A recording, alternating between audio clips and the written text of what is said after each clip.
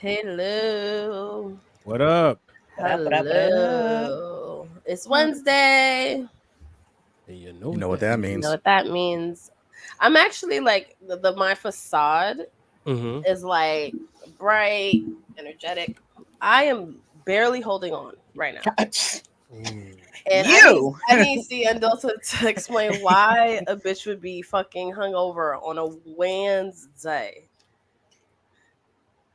Y'all could have told me Okay, like Yankee how? games. Y'all could have told me Yankee games was lit.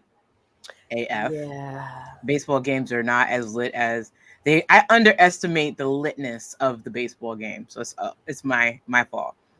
Cause we get a little turned up last night. Didn't even mean to. Like, so my coworkers invited me to a Yankee game. I obviously live in the Bronx, and I have gone to Yankee Stadium so many times just off the strength of my proximity to it. So I love it. So everybody invites me to fucking Yankee games, and I was like, "Can I bring my friend?" Because it was hot AF yesterday. The last thing anyone wanted to do was sit outside in the sun. And they were like, yeah. So you know what? Seindole, we going to Yankee game tonight. We was gonna show our face and then go have dinner and be So home. face I all thought right. we would be home by like 10. It ended up being a turn up, and I'm so appreciative of it because it was one of those unexpected adventures, and we were able to, sneak that baseball game in. We won.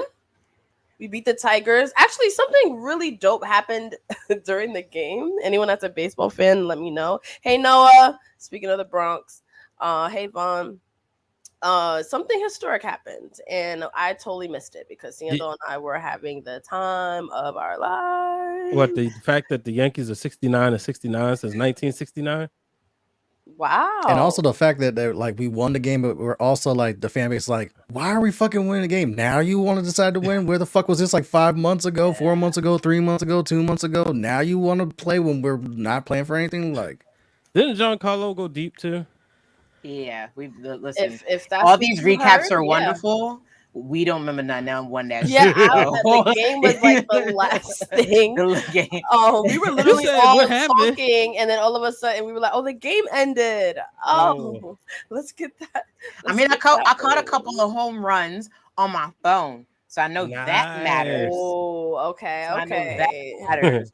Everything else, nah. Shout out to Cutwater. Feel me. This is not an those ad. are So good.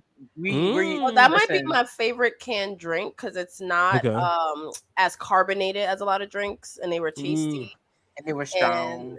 They were very strong. You put a lime in that bad boy, and had it went a long way. Seriously good vibe.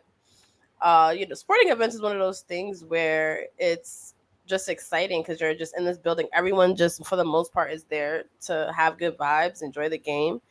And it was a random Tuesday, but the sunset was beautiful. Thank you, Vaughn. We definitely had an amazing time. Shout out to the U.S. Sun team. We always find a way to make memorable events. So, speaking of memorable events, we are going to talk about this summer in wrestling because this is probably one of the most jam-packed summers in a long time when it came to wrestling. Like from the London show, the AEW show, from the indies, from all the like thriving storylines, and WWE went to London. Right, exactly. Like all the storylines right now are pretty They went interesting. to Puerto Rico. Yeah. Oh yeah. Well, it was technically spring, but it sprung into the summer. Yeah. We literally had 3 pay-per-views in 8 days. When I tell you my ass was fatigued and tired from wrestling. Yeah. So before we get into all of that, I do want to get some other things out there. We are putting for this show, we are going to try our very best to put Phil Brooks in the box. We are not talking about Mr. CM Punk tonight. No. I think we all, as wrestling content creators, need a little bit of a break talking about him. The unemployment line Stop. See, in the box. I ain't do this. I'm gonna okay. Let me crush your world. He rooted for all the blacks and the Latinos and the women, and that's all I'm gonna say about that. It's in the box, so I was just. I don't care. If somebody decides to sing. Brand.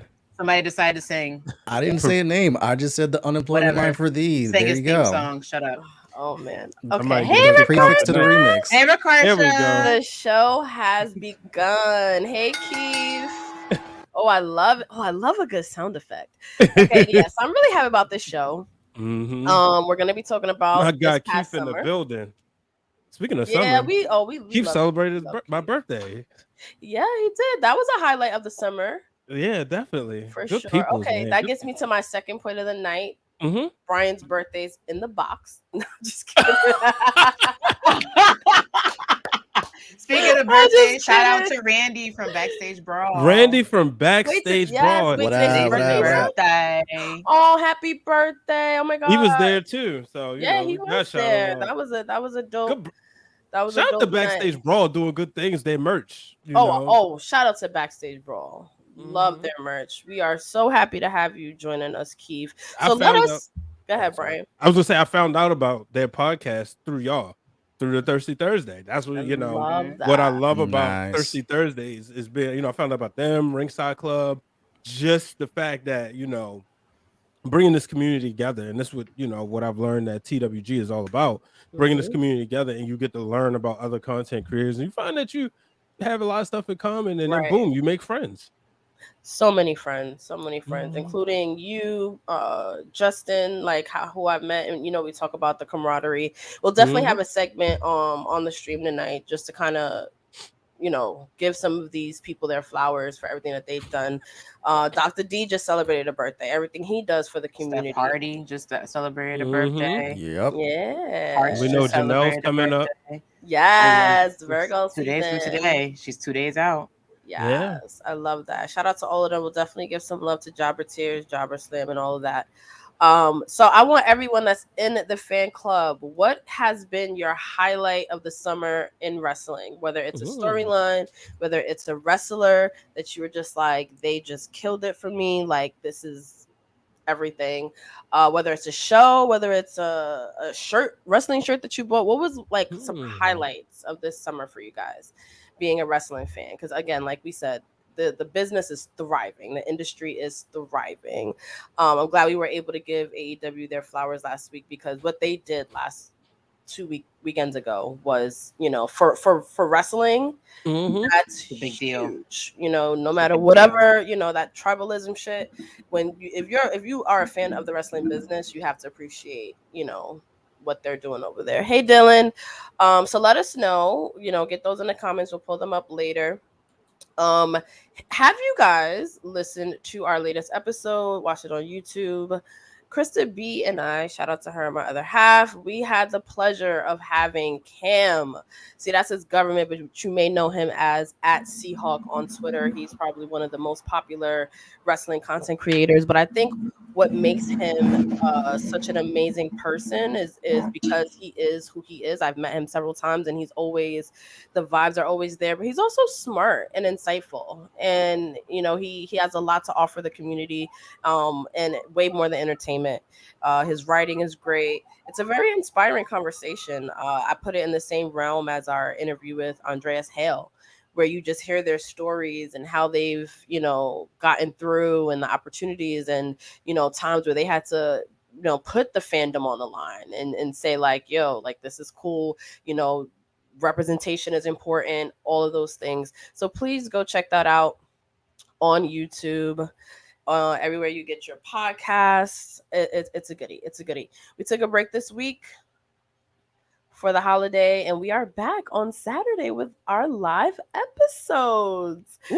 Very, very exciting stuff. I cannot wait. As I mentioned last week, Krista B has a lot cooking for our 5th anniversary celebration, which is November 4th.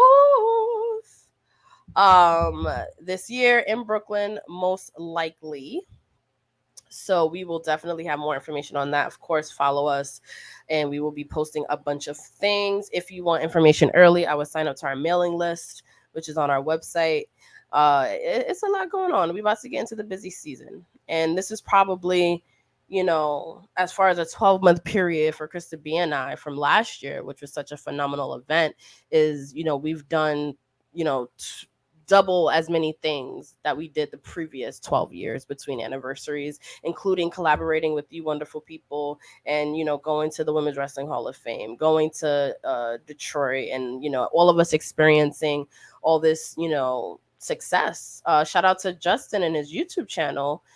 His latest video, what was it? Last time I checked, it was like 125 views. I was like, let's get it. So those are the kind of wins that we like to celebrate on this platform. And when we celebrate our anniversaries, we are not just celebrating those wrestling girls. We are celebrating everyone in the community. It is a wrestling podcast family reunion. That's really what it's become at this point. So please look out for that. Of course, buy our merch, foryourwear.com, FORURWEAR.com. You can support a lot of your favorite podcasts and personalities, including Breaking Through Glass Ceilings. Oh, yes, Justin. The Wrestling Club. Blue is doing big things over there. He just signed, what is Alicia Fox's new name? Crow. Vic Crow? Yeah, Vic Crow, right? Vic. I want to say that, yes. But yeah, she has merch and it's on that website. So go check that out and support him. Thank you for the love. Dylan said he hasn't even had a summer yet. Well, what did you like in the last 3 to 4 months in wrestling, Dylan? We want to know. We'll open up with your memorable moments. Is it because of the weather? Yeah, it's still a little nippy down there. Just a little. He's on the other side of the We got some heat for you because this. Take it. Take it, please. I like that fake fall we had last week was mean. Literally, we have a heat advisory right now. Enjoy it while it lasts. That's all I have to say about that. All right. Know it's bad if I'm tired of the heat. Yeah, you love the summer. Well, I'm hoping that this stream will be like we loved you summer, goodbye, and then fall comes. So I'm excited to get into it. I don't know about you guys. How about we take a quick break? And we'll have everyone. Oh, their summer doesn't start until December. I mean, you gotta remember, Australia's down under, way past the equator on the other side, everything. So their whole seasons are completely different. Oh, I'm not headbutting kangaroos. Oh my Fuck god, that would that. be amazing. Imagine they do a WWE does a show out there. Yeah, again, because before when Buddy Murphy tore the house down with Cedric. That was amazing. And the Iconics had their first win. Yeah. I care about that. I'll go to Sydney, but the rest of Australia are like, nah, I've seen the animals that be living over there. And that shit is like gangster as fuck. We got Dylan. He'll take care of him for us. Oh yeah. He family. He got us. He got us. So you're saying Dylan's got the strap? Hey, I ain't gonna say what I'm not saying that online. Right. I just said I know. Bro got our back. Dylan, don't answer that question because I don't know how the laws are. On that note. Oh shit. All right, so you just gotta put us through. You just gotta lead us when we get there, Dylan. We'll definitely plan for that. But yeah, let's take this quick break and we'll get into some of our favorite storylines of the summer, some of the hottest ones, and who was the person to watch this summer. Who was the wrestler to watch? I want to know what you guys think. Let's take that break and we'll be right back. The Rock discovered her based on the documentary about her family, and like her brothers wanted to be champions in WWE, and she was the one that was a star. And you can clearly see like Paige had something even at that young age, and that's why this episode is titled "The One and Only," because there's no one like Paige. So The Rock discovers her and was like, "I want to make a movie about you." Imagine having a biopic and you're not even like 25. Like that has to be like mind blowing. I'm so glad we ran that one because I'm going to start, if you guys don't mind, with Saraya. Because she obviously came out in London with her family. She was fighting with her family. And she won the championship after, her career being basically over. She was playing manager in WWE. Like they was like, And now to see that moment, like it such a beautiful moment.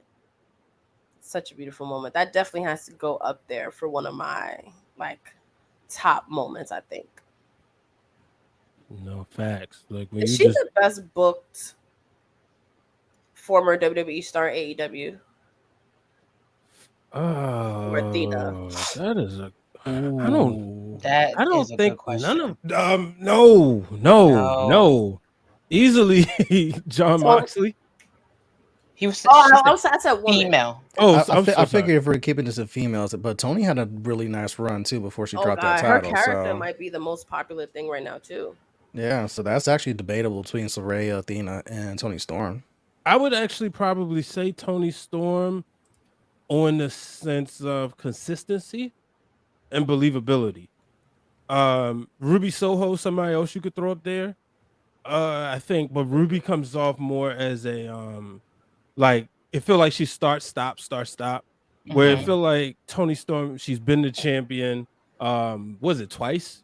Mm-hmm. Yeah, so she's been the champion twice. It seems like and then it's also we thought we was getting ready to get this Tony Storm in on the main roster, and then she left.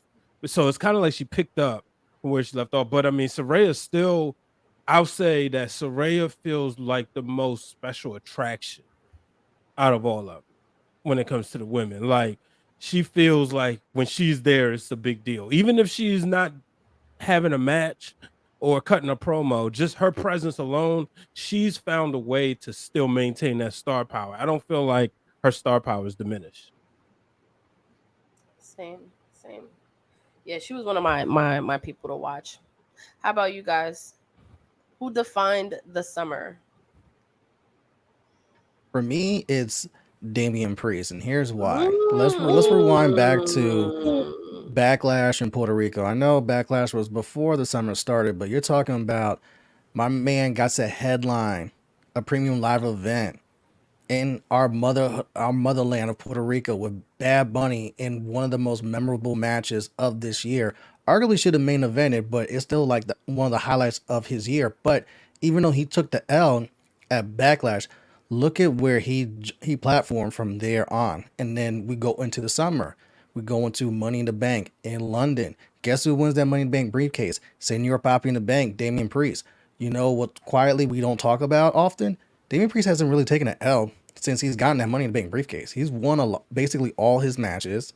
He's come out on top. Now you see at Payback that just happened, he's now a tag team champion with Finn Balor. So now the Judgment Day is holding a bunch of gold. So now not only is he a tag team champion, he's also still holding that Money in the Bank briefcase. So whenever he feels like cashing in, it's right there for taking what he's going for Seth's title or Roman's title. But this is someone that WWE has been planting the seeds that we're going to do something with all the way back from WrestleMania 37 when he got to wrestle that match with Bad Bunny against The Miz and John Morrison. So you've seen the upwards trajectory similar to what LA Knight's doing now, just a little bit more quieter. But especially in these last 6 months, like he's really elevated stock and he's had a summer that if arguably the MVP of 2023, Damian Priest is someone that could be like, yo, I have a legitimate case to be Wrestler of the Year for WWE in 2023 because look at what the fuck I've done. I went from mid card to now I'm right at the top of the card. You see the Judgment Day all the time on Raw. Damian Priest lets you know, yo, Seth, TikTok, because I can always just come for that shit. But I'm also a decorated champion on top of that. So I'm gonna co-sign Justin and say Mm. Damian Priest has, if you want to compare him to like LA Knight, I would say Damian Priest feels like a bigger deal than LA Knight. It's like as great as LA Knight has been, and we know at the end of the day, that's all like the fans. And I get it's a fan-driven business, that's where the money is, and he's getting the merch sales. But if you present wrestling to somebody who don't know and you say, sit down and watch this, Damian Priest is higher on that for the reasons you just named. And he just capped it off winning the tag titles. And then the icing on the cake, changing the Money in the Bank briefcase. Not too many people get a Mm-hmm. signature Money in the Bank briefcase. And it's And they sad. sold that shit immediately. Yeah, ironically, another Damian Sandow, when he changed it, he was the right holder at the wrong time, Mm. because they was getting ready to merge the titles with you know, they was going to merge the world heavyweight title and the WWE title, and it was like you wasn't putting that belt on Damian Sandow, so it's like, all right, we gotta get the briefcase off you. We'll maybe revisit this in the future. But Damian Priest, I totally could see before the year is out, hopefully before the winter hits, Damian Priest is a world champion. Or it doesn't even have to be that soon. You have all the way till Money in the Bank next year. I can see him keeping this WrestleMania because it's been a long time since we had a guy hold on to that and being great. It's that long. You go back to Seth Rollins that cashed in at WrestleMania for the last time that's happened. That's true. That is true. Let's talk about the Judgment Day as a whole, because that's who Vaughn mentioned, and then of course we got to talk about Dominik Mysterio as well. But I didn't, and it's only been a year. I think they posted recently, like not a year, but Dom not just I was gonna say Dom just crazy. became a member a year ago at that Yeah, And so Clash of the Clash at Castle. the Castle is when he turns on Ray, and not too long after Clash at the Castle, he jumps over to Judgment Day. crazy. And now they're like at the top of the business. They're on NXT as well. They are running. They kind of run Raw at this point. Yeah. I would say. What have been some of your favorite Dominik Mysterio moments this summer? He has so many. Him winning the NXT title. NXT North American title. I thought it was perfect for him, considering his character. I love Wesley. I think Wesley is great, but if you're going to lose the championship to somebody, Dominik Mysterio was perfect. When you know, no offense to the NXT roster, but he has a bigger come up losing it to him, and then he went to he went for the world title. So that's but Dominik winning that and then just constantly just obnoxious and reminding everybody why he's great. And then just the little things he do. He wins the title. Then he talks about his dad, talking about, I was a champion and he wanted to be like me. So that's the reason why he became United States champion. Like, this is one of those things that's never going to end. I love it. That's because Rey Mysterio's in the Deadbeat Dad Hall of Fame. Exactly. According to Dom, his son. So exactly, you hit it right on the head. So the Dominik Mysterio, I think everything Dominik Mysterio does is great. And to believe, like, I did not care for him. He just looked bland with 2020. Smiling with his dad on his back. Yeah, it was like, all right, man. When him and Seth Rollins had that match in the Thunderdome, it was like, all right, bro, I'm over it. Come on, let's give me something else. But then when he turned on his dad, I said, oh, he gonna be a player. I was and locked in. Locked in. Yeah, I would say, yeah, all of Judgment Day as a whole. No, he's mad funny, Noah. Like, seriously, he cracks me and Letty up all the time. Like, we're like, even just thinking his facial expressions, or how, when he helps one of them and how he really be like looking to Rhea. Yeah, his heel turn was definitely amazing. Can we talk about Rhea Ripley really quickly? Yeah, we have to. I seen Vaughn say something about it, and my sister, shout out to Letty, is not a huge Rhea fan. She's not sold. She's just like, no, and I don't think it's just not hitting for me. So I'm very curious how you guys feel about, like, Rhea. Like, obviously we all like her. We're not confused of why the division is, why she was the inaugural. You know what I mean? Like, we get it, but also, like, how do you guys feel about Rhea right now being sort of the face of the division? Are y'all sold? Do you feel like she's in the right spot? I love Rhea Ripley. You look at the division. I know a lot of people are saying they feel like she shouldn't be there. She's not booked right and whatnot. If we really think about it, Raw is honestly tag team heavy. All of the superstars and potential challengers are on SmackDown.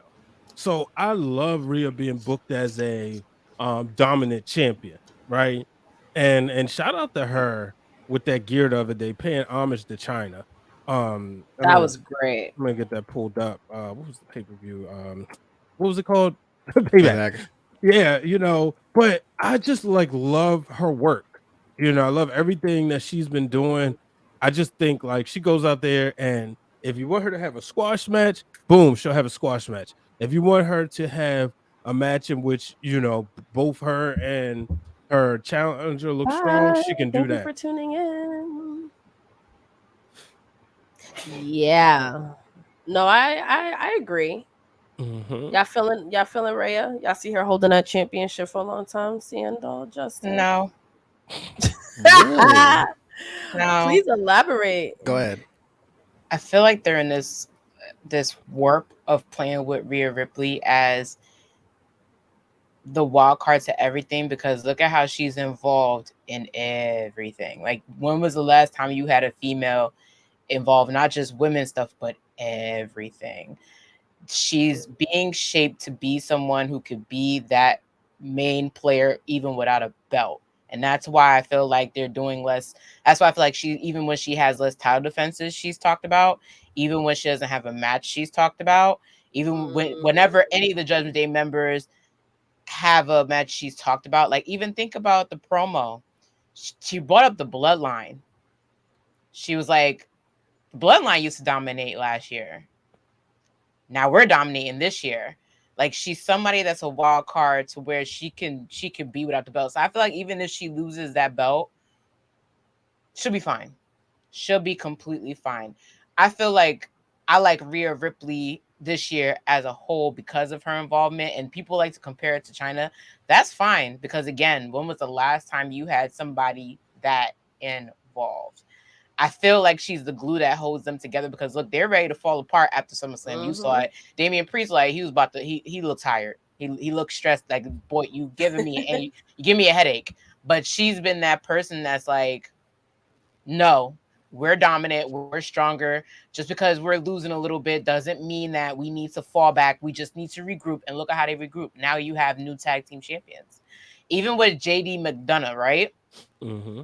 At first, she's like, this is Judgment Day business. She's like, you know what? If Finn trusts you, then let's see what you got. Prove yourself. Like, she's like I understand the frustration with people or her being like, oh, how could she really be like a dominant like force in the women's division because she hasn't defended? That's fine. That's okay. Stephanie McMahon was a dominant force in the division and she barely defended her title. Think about it. It's not the belt that you own, it's the personality that you carry. Rhea Ripley carries both. Right. So And I would that's still disagree that she doesn't defend the championship that right. much because Right. when you think about it, right, you got to like earn your way to Rhea. Right. And we were having Right. issue like Seth Rollins is doing this Bret Hart mess of defending the belt every week, and Right.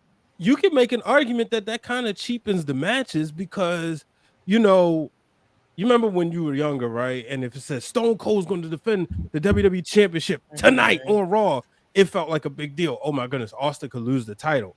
Thinking of it from a child standpoint, you rooting hard for your favorite wrestler, right?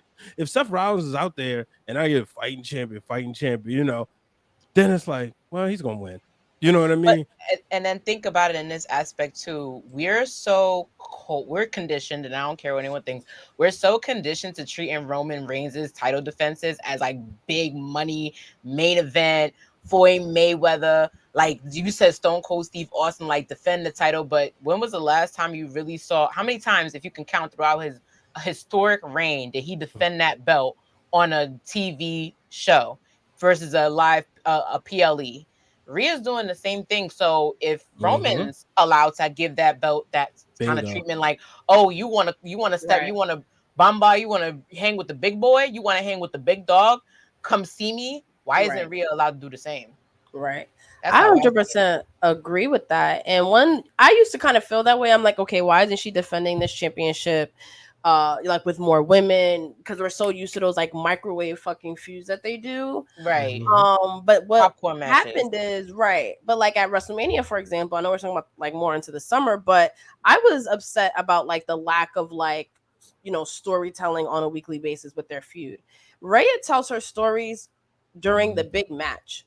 And that's really what she's supposed to do. You keep her dominant. anytime she's in the ring is going to be amazing. I'm excited about her match against Natalia. Is that going to be streaming, right? I gotta figure that out because I No. don't think. Okay. Nah, because the actual Saudi is not the Saudi PLE. That's going to be in November during our TWG anniversary party, same day. So this Again, is something different. Right. Yes, again. Yes, again. All But right. just to add to the Rhea part, like I think part of like why people feel like her title reigns are lacking is probably because of circumstance. Like, look at Raw.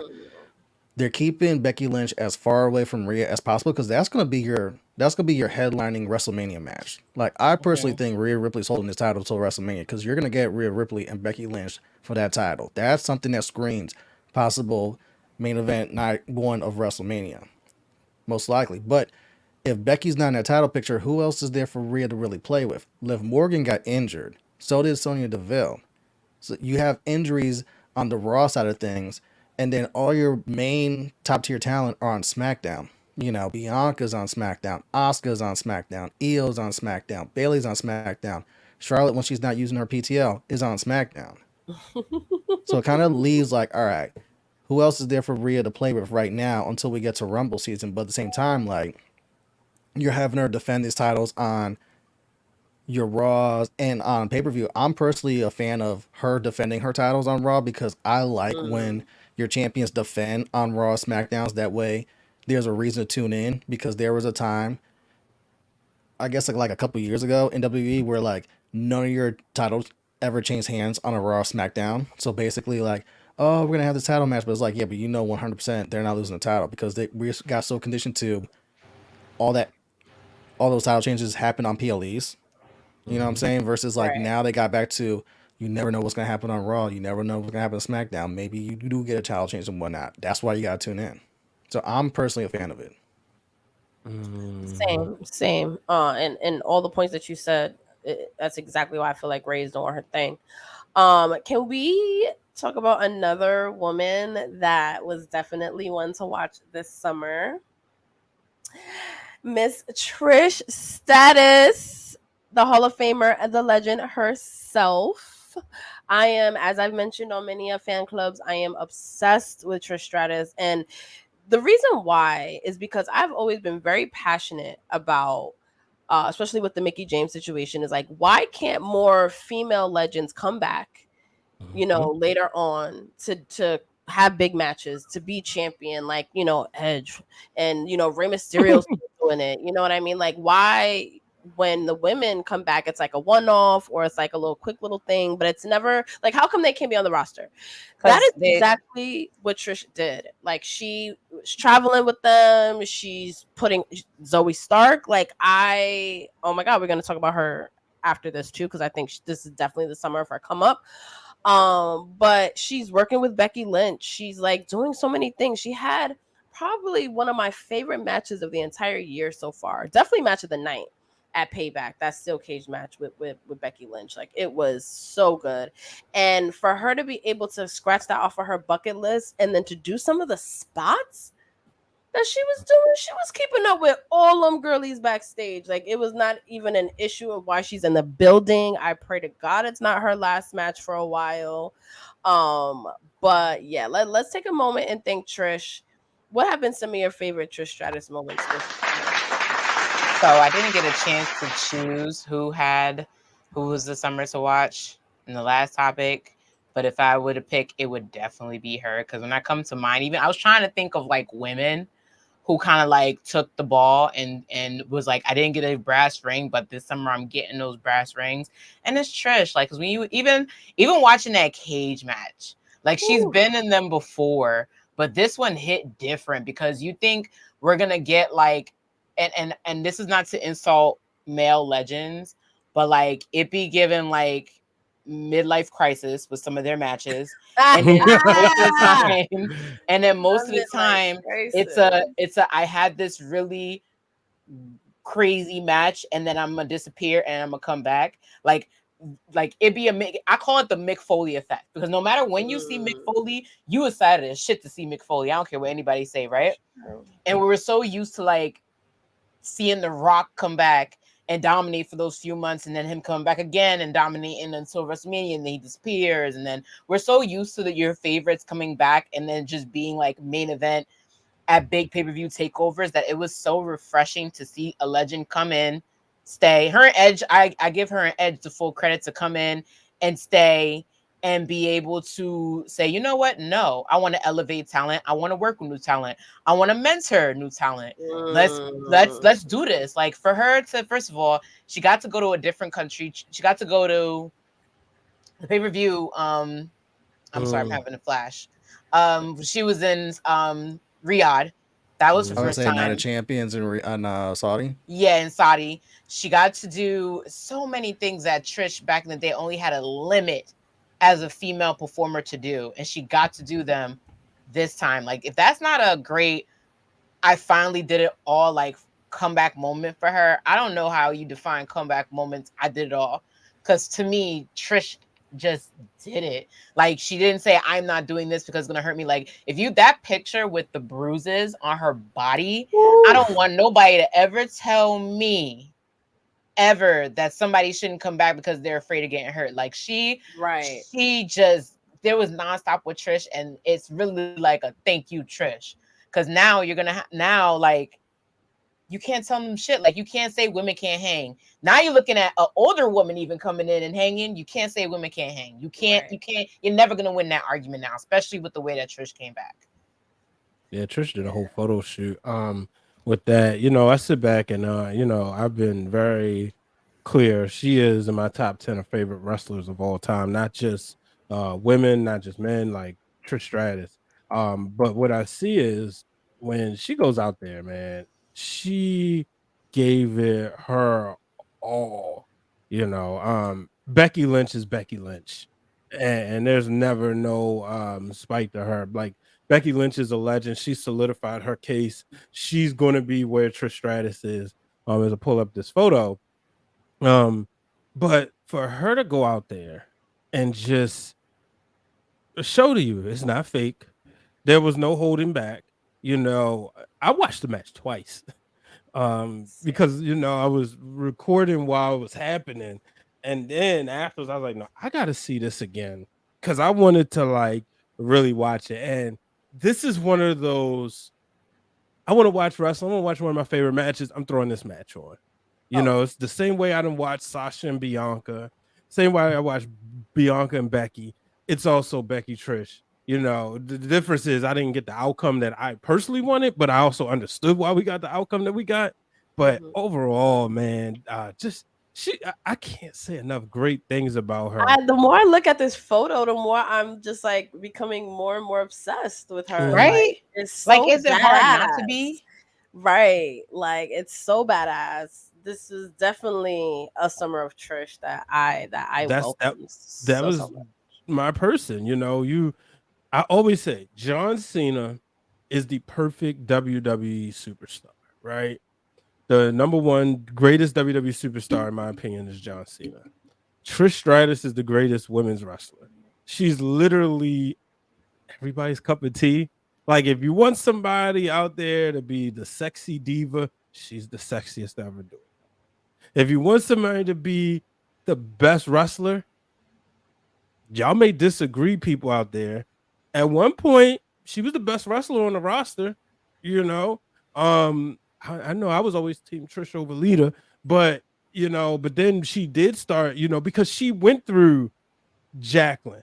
Jacqueline got her ready when Trish was coming up, you know, and you can almost make the argument like it was easy for Jacqueline to get her ready than get Sable ready. Then, you know, going through Jazz and Victoria, like all those matches, you know, to see her pay homage to Victoria with the Widow's Peak. Victoria, somebody that was so cool. Yeah, and that's always said one of the most devastating moves. But yeah, because I'm gonna wrap it up here because I could talk Trish Stratus all day, but you know, without a shadow of a doubt, just incredible. I'm so happy we got to see her. I know Justin want to see Rhea hold the title till WrestleMania. I want to see Trish Stratus get the belt, even if it's just for a month or two. I want to see Trish Stratus with the big WWE logo championship, and we will say thank you, Trish. I wouldn't be Thank against you, it. Trish. Thank you, Trish. Let's quickly go into Zoey Stark. I found this comment interesting from Dylan, and he's scared what's gonna happen to her because you do know how they do that whole turn on you thing. It's been done, and sometimes it falls flat after. Let's be like most times I think actually like everything can't be the barbershop moment. You know what I mean? Like it's just it can flop. But what I'm hoping is that Trish Stratus rub on Zoey Stark lasts because she has definitely improved. If you ask me who would be come to the main roster and be in a fat like a team with the Hall of Famer Trish Stratus, the best to ever do it, Zoey Stark would have been last on my list of NXT superstars. But she came, and every week she got more comfortable on the mic. She got more comfortable in front of the crowd. And being a heel is good too, because like you don't have the crowd doesn't have to like you. You know what I mean? Like I'm gonna make you unhappy in it, but it started working really well. I think it was a little too early to break them up. But I mean, let's see what happens. That match with Shayna Baszler, the handshake and that whole show of respect, you know, they're continuing to elevate them. I think they're also WWE is kind of going against that whole notion lately that they don't know how to create stars anymore because they are doing very well with Zoey Stark, I must say, and a lot of the other guys too that they brought up, for sure. I wanted to say this about the handshake. A lot of that stuff I feel is a shoot. You know, after you have the match, EO. you know what I mean? I feel like it's a shoot. And I felt like that was the ultimate sign of respect.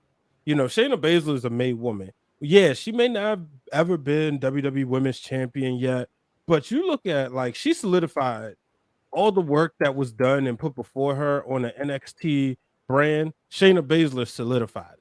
And you know, she's somebody that when you look at women's wrestling and you see her, like she passes the eye test. You know what I mean?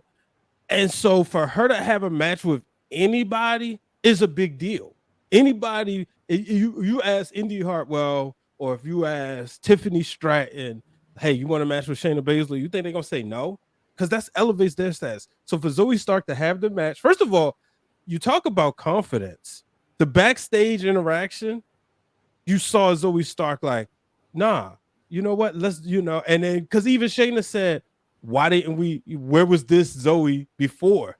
You know, and now for them to have the interaction after the match, it makes me excited to see where Zoey Stark's going. I've never been more excited for her career than I have been now. And she was somebody I was like, but I'm excited about it. But I see where Dylan's coming from, where he's scared to see where she goes, because we've been down this path before with WWE. Let's rewind back to 2016. When we talk about that great feud between Sasha Banks and Charlotte Flair, you know who we don't bring up in that feud?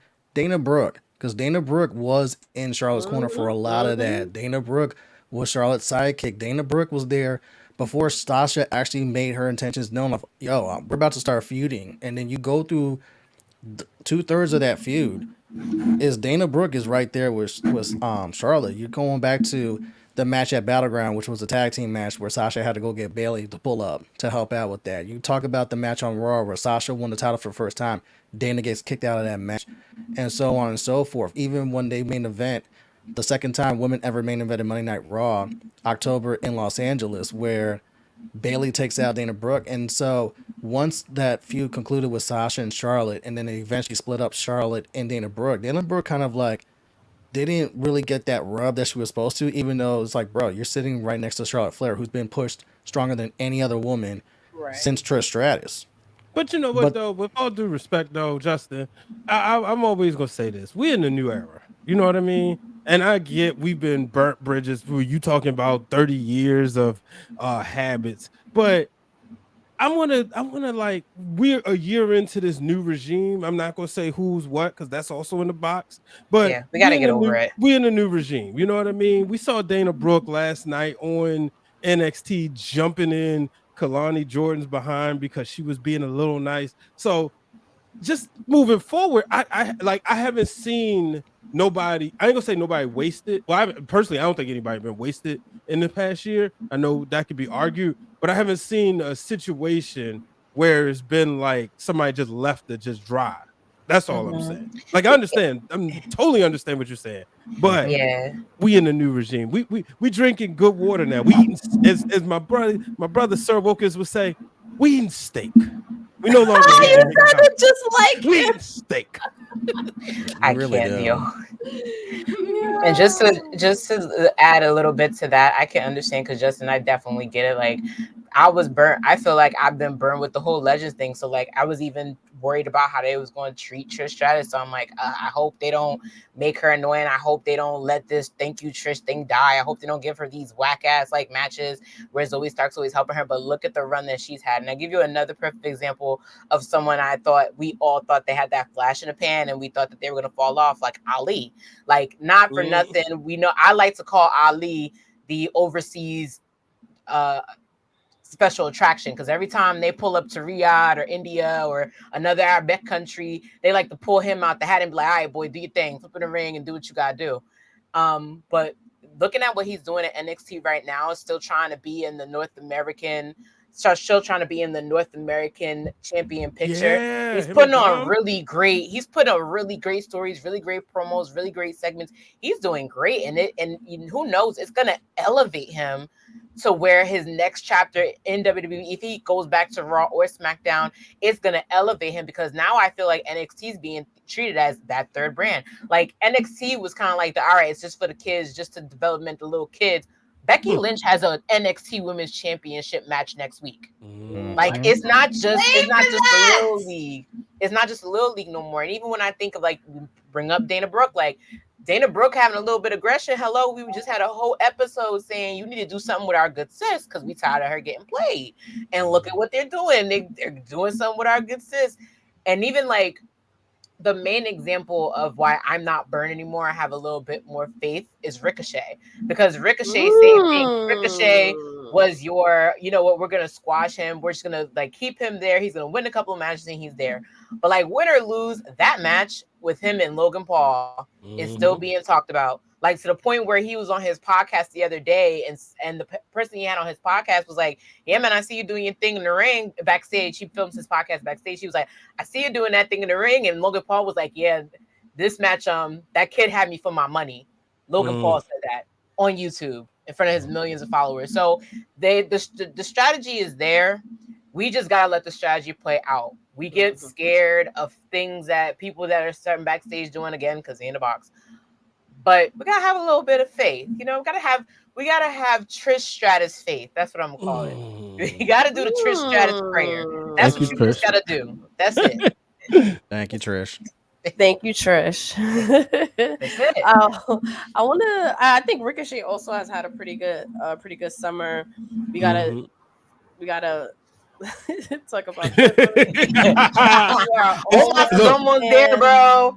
I can feel it in my bones. I'm not right even, about a lot of things. Is he even 27 yet? He got a future. He got a future. You know? Like I'm always right about things. I told y'all, Dom Toretto, Braun Breaker was going to be a good ass heel, and look what happened last night. Talk about it. The conversation, still the top conversation. He another one that elevated this summer because he went from losing at one of his biggest pay-per-views and then just flipped the switch, and now he's even top of competition. Mello, like all these people that we thought were just going to be flash fans, they're actually elevating their careers. So I think Omos has a chance. I'm with the hopefuls.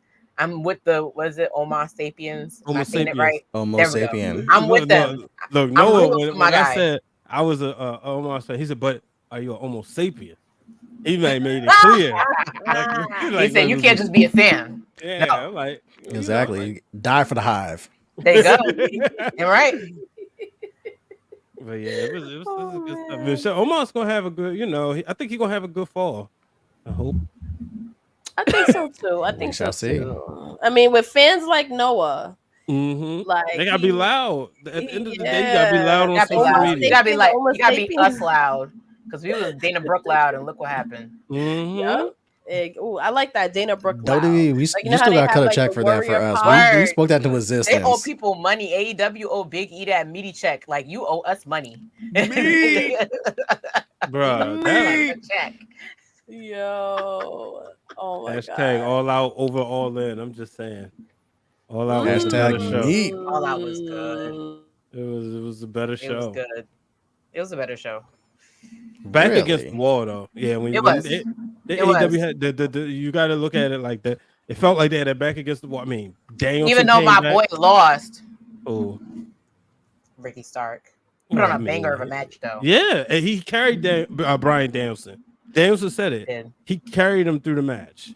You Bro, know, imagine you're Ricky Starks and like all this shit just happened with he was down stay in the box. And then it's like, damn, I just lost a fucking high profile, possibly main event match. And then all of a sudden, like, no, just wait till Friday. Boom. Is that Bryan Danielson's music? And then you're like, wait, I get to fucking face American Dragon instead? I think I upgraded. yeah, he still cut that promo. He was mad. He was like, he was upset. But shout out to Ricky Starks too. You know, he was somebody I didn't. Well, I know we'll go into other promotions on the other side of the break. But you know, he's somebody I'm definitely gonna give a shout out to for the summer. But you know, just you know, last person in WWE, I'm always gonna throw my ones up. The Bloodline, they held it down this summer. You know, 100. Jay. you look at from Madison Square Garden show into SummerSlam. No matter what, anytime Roman was announced that he was going to be on television, we tuned in. The ratings went up. You know, for Jimmy and Jay to have their feud, and then Jay to show up. Jay is a man on an island by himself because Drew McIntyre already gave him the look like, bro, I ain't forget what you did to me. You know, so just for that, I think just the Bloodline in general, because you could say, okay, man, the story's getting stale. Well, you gotta let it simmer. You know, we talked about steak, and if you know how to cook a good steak, one thing you learn is that you gotta let it marinate, and that's what the story's been doing. And it's been great. I think even though you could make the argument last year that Sami Zayn gave a boost to the story, removing him from the story, they still found a way. They fight amongst themselves to the point nobody want to see Roman on the SmackDown roster. They ain't trying to get involved because they like, man, look what he doing to his family. Imagine what he do to us. You know? So shout out to them, the Bloodline in general. We are seeing the development of Solo Sikoa right in our very eyes. This is something to see. He's going to be bigger than Umaga. He's going to be bigger than Rikishi. Watch. Oh, I can 100% see that already because I just realized he signed to the Performance Center not even 2 years ago, I think. So look how far he came. He came right on the main roster and made an impact immediately. And because of the dense storytelling, yep, like it's the moon for him. I want to give a shout out. You see the vision. Definitely see the vision. And just to talk about the Usos really, really quickly, because I think a lot of the Bloodline story kind of is about their dynamic this summer. And I love that. So me and Letty were talking about this. Like, I love that the twins are able to kind of do their own thing now, but it wasn't like a corny breakup. Like, it wasn't like the cheesy traditional, like, oh, okay. Because it was like, how are we, if they wanted to do their solo thing, it's kind of like, okay, how do you break up twins? Like, how do you, without it being corny, without it going into like the Bella Twins range? Like, it's hard to do that. Or also to where the fans want to cheer for one or the other because they're a unit. So because the Bloodline storyline has just been so good and everything is just so rich, the drama in it, like Jay getting drafted to another show. So now main event Jay gets to do his own thing. He is not he can have storylines that's not necessarily part of the Bloodline. He can now thrive and have matches, and I love that for him. And I love that he's a baby face and Jimmy is a heel, so they can both have so much fun, like on these different shows. And at any point, when the Tribal Chief decides he wants to show up, we can all mix it up again. Like it's a beautiful thing. I want to shout out the Usos for what they've been, everyone in the Bloodline, but the Usos particularly, because they were able, they're doing something that I don't think anyone thought that as a twin act, I guess. I'm so glad you brought the twin act up because I said this earlier, and I want, if anybody in the fan club can come up with a different team besides the one about the name.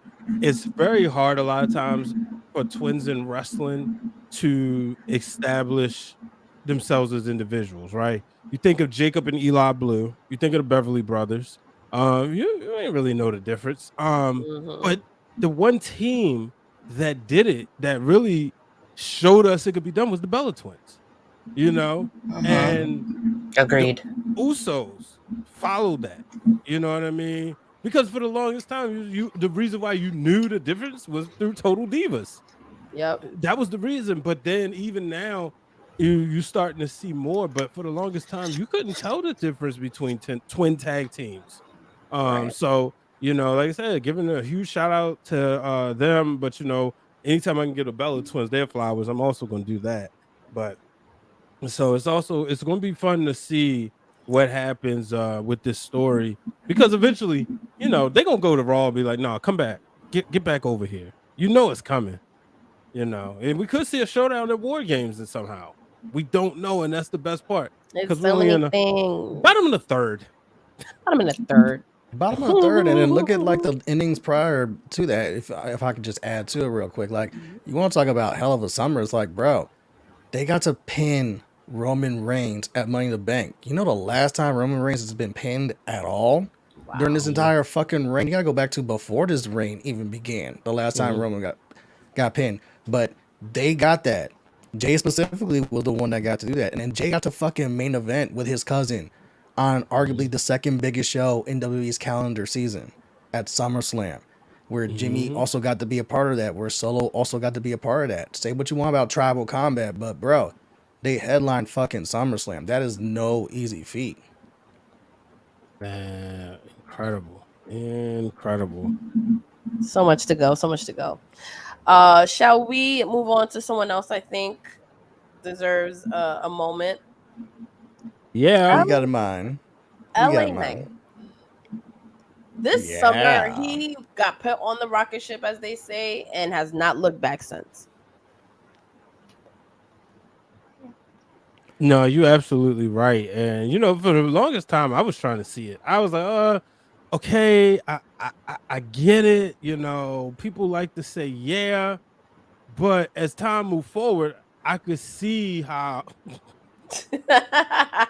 He's absolutely right. Jimmy is a bitch. I Jay can't deal. Uso and twin number 2. Wow. I try to be a professional at what I do, but You try. Noah, Keyword try. Noah It's has a hard. You way. try, but the chat shows violence. It's hard. Yeah, word. The chat be choosing. The chat shows Tribal Combat. The chat be like, F your plans. It's Choose like how violence. they I don't want peace. I want problems. Always. Stone Cold said they knew he was over because he was popping the boys in the production truck, and it was like they done seen everything, and you finding a way to pop them. We got to do something with you. But yeah, I'm about to call him Austin. LA Knight is somebody who, a lot of people may say feel like he's a copy, a combination of The Rock and Stone Cold Steve Austin. But the people love him. I'm still trying to figure it out. Like I get somewhat, but people love him, and I don't look for 5-star matches out of him. I look for moments, and I feel like in the ring when he goes out there, he grabs the microphone, he does his thing, and then when he gets in the ring, he hits the beats and he delivers those moments. And just like you, I was trying to figure out too, because come WrestleMania season, when people were complaining ad nauseum, like, why isn't LA Knight in the car? I was like, what has he really done to really warrant getting on WrestleMania other than the fucking catchphrase and whatnot? But LA Knight has slowly but surely won me over. And it's not just the catchphrase, it's the fact that he can talk on the mic. He can go with literally anyone. You see him verbally sparring with The Miz and holding his own and whatnot. In ring is solid. I'm still getting there with the in-ring stuff, but at the same time, we don't need him to be spectacular in ring. WWE's made that clear. What we need is, can you tell stories? Can we give you a hot mic and you go out there and do your thing? And that's something that LA Knight's been doing in spades. You saw it come SummerSlam where they basically built a fucking battle royal to give him his moment. To be like, all right, you guys were complaining that he was on WrestleMania. How about this? We're gonna have him on SummerSlam. We're gonna have this battle royal where we're gonna give him his flowers, his moments, along with everyone else. The Slim Jim Battle Royal, and from there you see where they're positioning LA Knight that by the end of this year, he's gonna hold one of those secondary titles, whether it's Gunther's IC title or Rey Mysterio's United States titles. LA Knight's gonna hold one of those by the end of this year. Mark my words. Yeah. He is. He is. Are you sold on him, Seindole? On LA Knight? Yeah. That sounded good. You sounded That's all I got. The man, listen, I be trying to tell people age ain't nothing but a number in wrestling. It's what you do with yourself. Like, he really doing great with himself to the point where, like, we're going to go into us being in Detroit for a minute, but I keep saying it blows my mind that everywhere you turned, you heard a reference, and then you get to the arena and you literally feel it. Like, I want to know his merch numbers.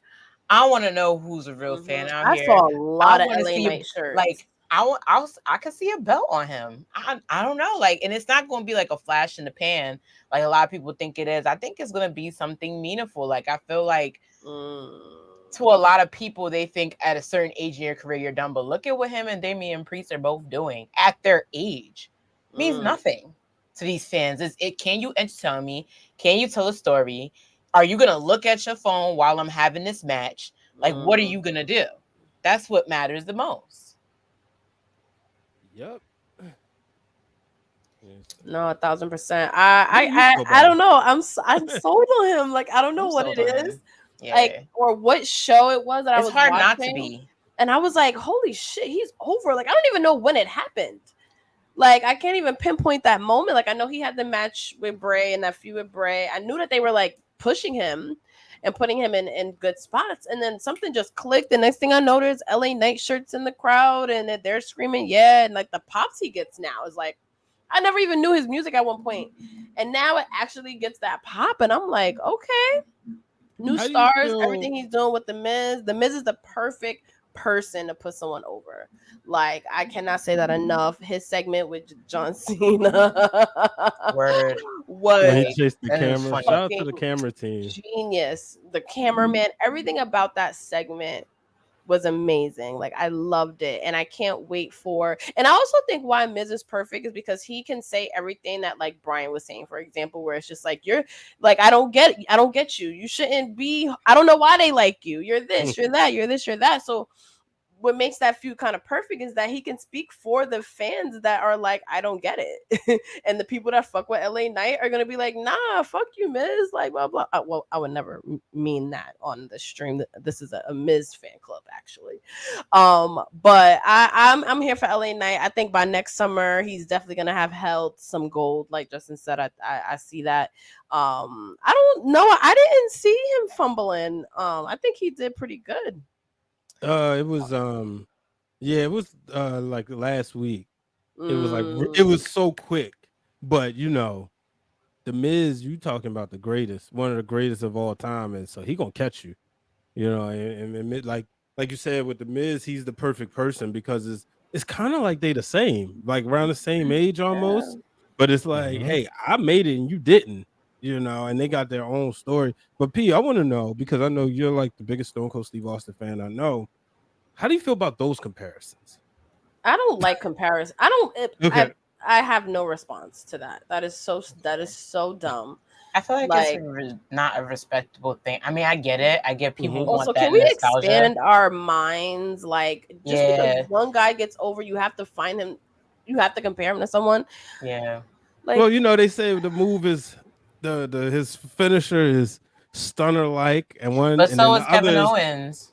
Well, Kevin Owens literally does the stunner. So, but I was gonna say the other one is like the elbow is rock bottom, like, I mean, people's elbow, like, so that's why you got these people thinking he's like a carbon copy. I'm bringing it into the fan club, and we addressing it. That's why I said, what's y'all thoughts on it? So I'll say TBD, because we never know where LA Knight's trajectory is going to end up. But when you're comparing them to the Stone Cold Steve Austin, you're talking about Stone Cold Steve Austin, who transcended pop culture to where A-list fucking celebrities that don't watch wrestling who knew who the fuck Stone Cold Steve Austin was.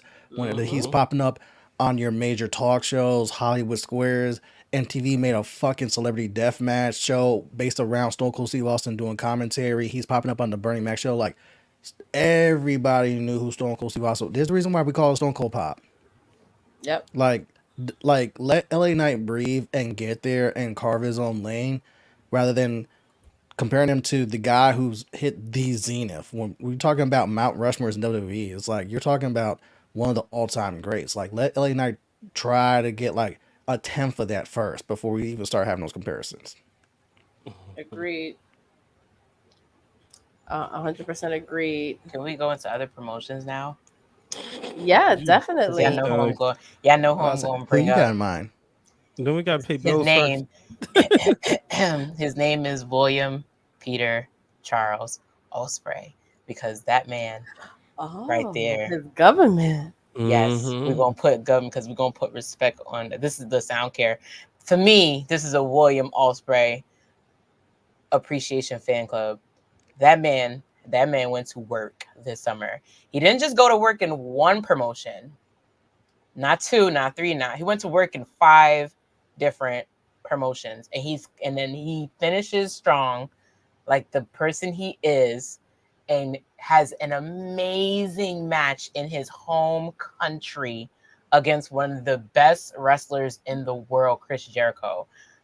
I've been trying to tell people I said one. No, you called that an amazing match? It was an amazing match. I don't care what you think. He had a match by himself. He was amazing in the match. But, you know. No, it was an amazing match. It was an amazing match. It was one of many. It was one of many amazing matches he had. Stop trying and trap me, Bryan. I understand what you're doing. That journalism trap don't work on me. Let me hype my boy up. Anyway. You picked all the matches you could have talked about. Yes. He had great that matches. one. You didn't even let me go. You know what? Go ahead. Go ahead. How many other matches he had? Rattle off Let's his great talk about matches. him. Go ahead. Let's talk Bryan. about How many it. other matches did he have? Let's talk about it. Because No, I'm talking about that match was horrible. It was the worst match of the night. No, it wasn't. Okay. No, it wasn't. In his career or of the night? No, of the night. Of that night. I'm not talking about the night. I'm talking about his career. But you said that was an amazing match. I'm saying you never mind. I'm talking about his matches. I'm not talking about all in. I say he went up against one of the best wrestlers because for him, this was a staple match. It is a staple match. Y'all don't think it was a staple match for his career? For him to go up against Chris Jericho? Let me put it to you this way. Let me rephrase it. For him to go up against someone who literally walked the path that he's walking in now. Let me phrase it that way. Okay, well, you put it like that. All right. Okay. Good match for him. I'm thinking, you know, when I see him go against Kenny Omega at the beginning of the summer, that's a 20-star match. But we've seen that. That's history. That's something that's going to be here forever. That's something that's going to be with them like the way it was with Randy and John Cena. That's something that's going to be with them the way you always meet up. For example, for a while, you had Charlotte going up against Becky. That's something that's going to be stuck with him forever. We're not talking about that. We're talking about him making different moves. This was a different move for him. He went to other promotions and killed it. I see where you're going with this. You see where I'm going with this? Like, Justin, you get it because you're a New Japan Pro Wrestling head. So in my retrospect of seeing all his matches there too, for him to finally step outside of just being New Japan Pro Wrestling and make a name for himself to where even now everybody's making him the topic conversation. Whether he goes to AEW or WWE, this was his summer. It's a check the box platform match, plain and simple, where it's like Jericho doesn't wrestle that many people in New Japan, but look at the people he's fucking wrestled in New Japan. He's wrestled the top guys. So now you're putting Osprey up there with your Naito, with your Okadas, with your Kenny Omegas, and now it's just going to make Osprey to where now we look at him in a different level than he was here before, now he's here. Exactly. Not to mention, I'm going to shout out that match with Osprey and Naito in G1 because that, oh my God, you talk about fantastic matches. That G1 match? Oh my God, no. That G1 match? I think I've seen that like 7 or 8 times by now. It's just like, real quick. How long was that match? How long was that match? It was under 20 minutes, but they fucking got all their shit in. Real quick, as we talk about other promotions, just to remind everybody, we watch AEW as a family here, as Jon Moxley just successfully defended the AEW International Championship against one AR Fox. But shout out to Jon Moxley, the heart and soul of AEW, without a shadow. He's the cleanup man. Unproblematic. Damn right. The only problem he has backstage. The only problem that man got is blood, and he don't even got that much of a problem. So as long as that's his only problem, he explained that pretty well for me too. Where I was just like, okay, if that's what you want to say, you know, you want to desensitize people. He also had something else, but then he took time away from the company to make sure he got himself right, and then when he came back, he explained it. But we're not going to discuss that. He had accountability. He took accountability for that. He said, "I got Yeah, shout out issues, to and I'm gonna Moxley. fix them." We love that. We love Nah, Who Christian, no, because you is? brought up Christian on Twitter. I think it was Who? Twitter or Instagram, Yeah, Queen yeah, PR. And he's on TV. And it Mm. just reminded me because he kicks off his presser. First of all, I don't like to do this, but I'm gonna call all the journalists out because I felt like they was disrespectful to the legend. And I've always loved Christian, but it felt like nobody wanted to ask him questions. Like they was very hesitant when I was watching the presser. And they, well, Tony Khan, Interesting. because they wanted to talk about the drama, but Christian kicks Mm. off and says, "How's everybody's father?" Or "I hope everybody has a father," or something like that. And we all know he's been dealing with this with Nick Wayne, who's apparently lost his dad, with Darby Allin, who's lost his dad. Like, I mean, and then obviously Jack Perry. So, like, the storytelling to me, the hardest thing for Christian to deal with is that he wasn't Edge. But Facts. that's it. Like, if they came in separately and they wasn't like always attached to him, Christian would be revered, in my opinion, as an even greater of the all-time greats. But it's just like at the end of the day, he wasn't Edge. But to see what he's doing over there, I really would have rather see him do that in But NXT. But he's people, killing it. He is killing it.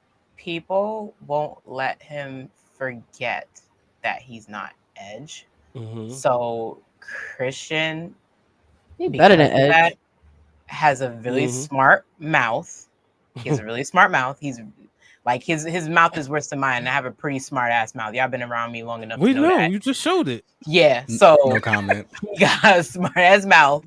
So I feel like with journalists, they know what they see is what they get. So they're not gonna really go I asked him against about the Adam. bold This like, grain. what about your friend Adam Copeland? And he talks to him coming over. He's like, So I don't talk about nobody but me and Luchasaurus. I was like, see, oh, see, smart mouth. Smart he's mouth. smart, but that's also he's smart to the business. Know You what's know what I up. mean? Mhm. Know Like, what's up. Because you're he not knows there when he with steps into a ring, he can, mind you, the man is wearing the belt pretty well. That's not his. An amazing looking turtleneck from J. Crew, and they still gonna find a way to talk about Adam freaking Copeland. That's that. I'm gonna be smart all day. I'm gonna have my mouth gonna be sharp and wide. it's two people, him and Adam Cole. I saw it. I was like, they are so good at media.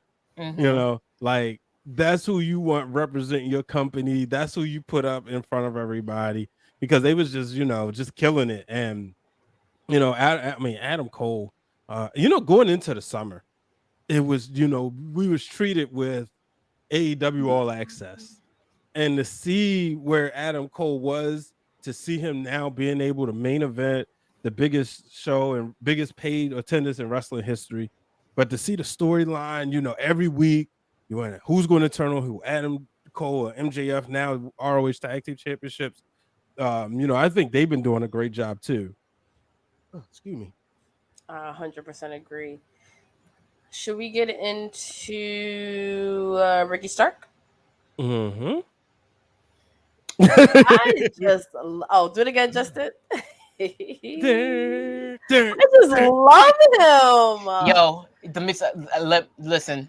Pretty Like I Ricky, what said, they call him. one of the highlights was being able to attend a collision show before the madness ensued.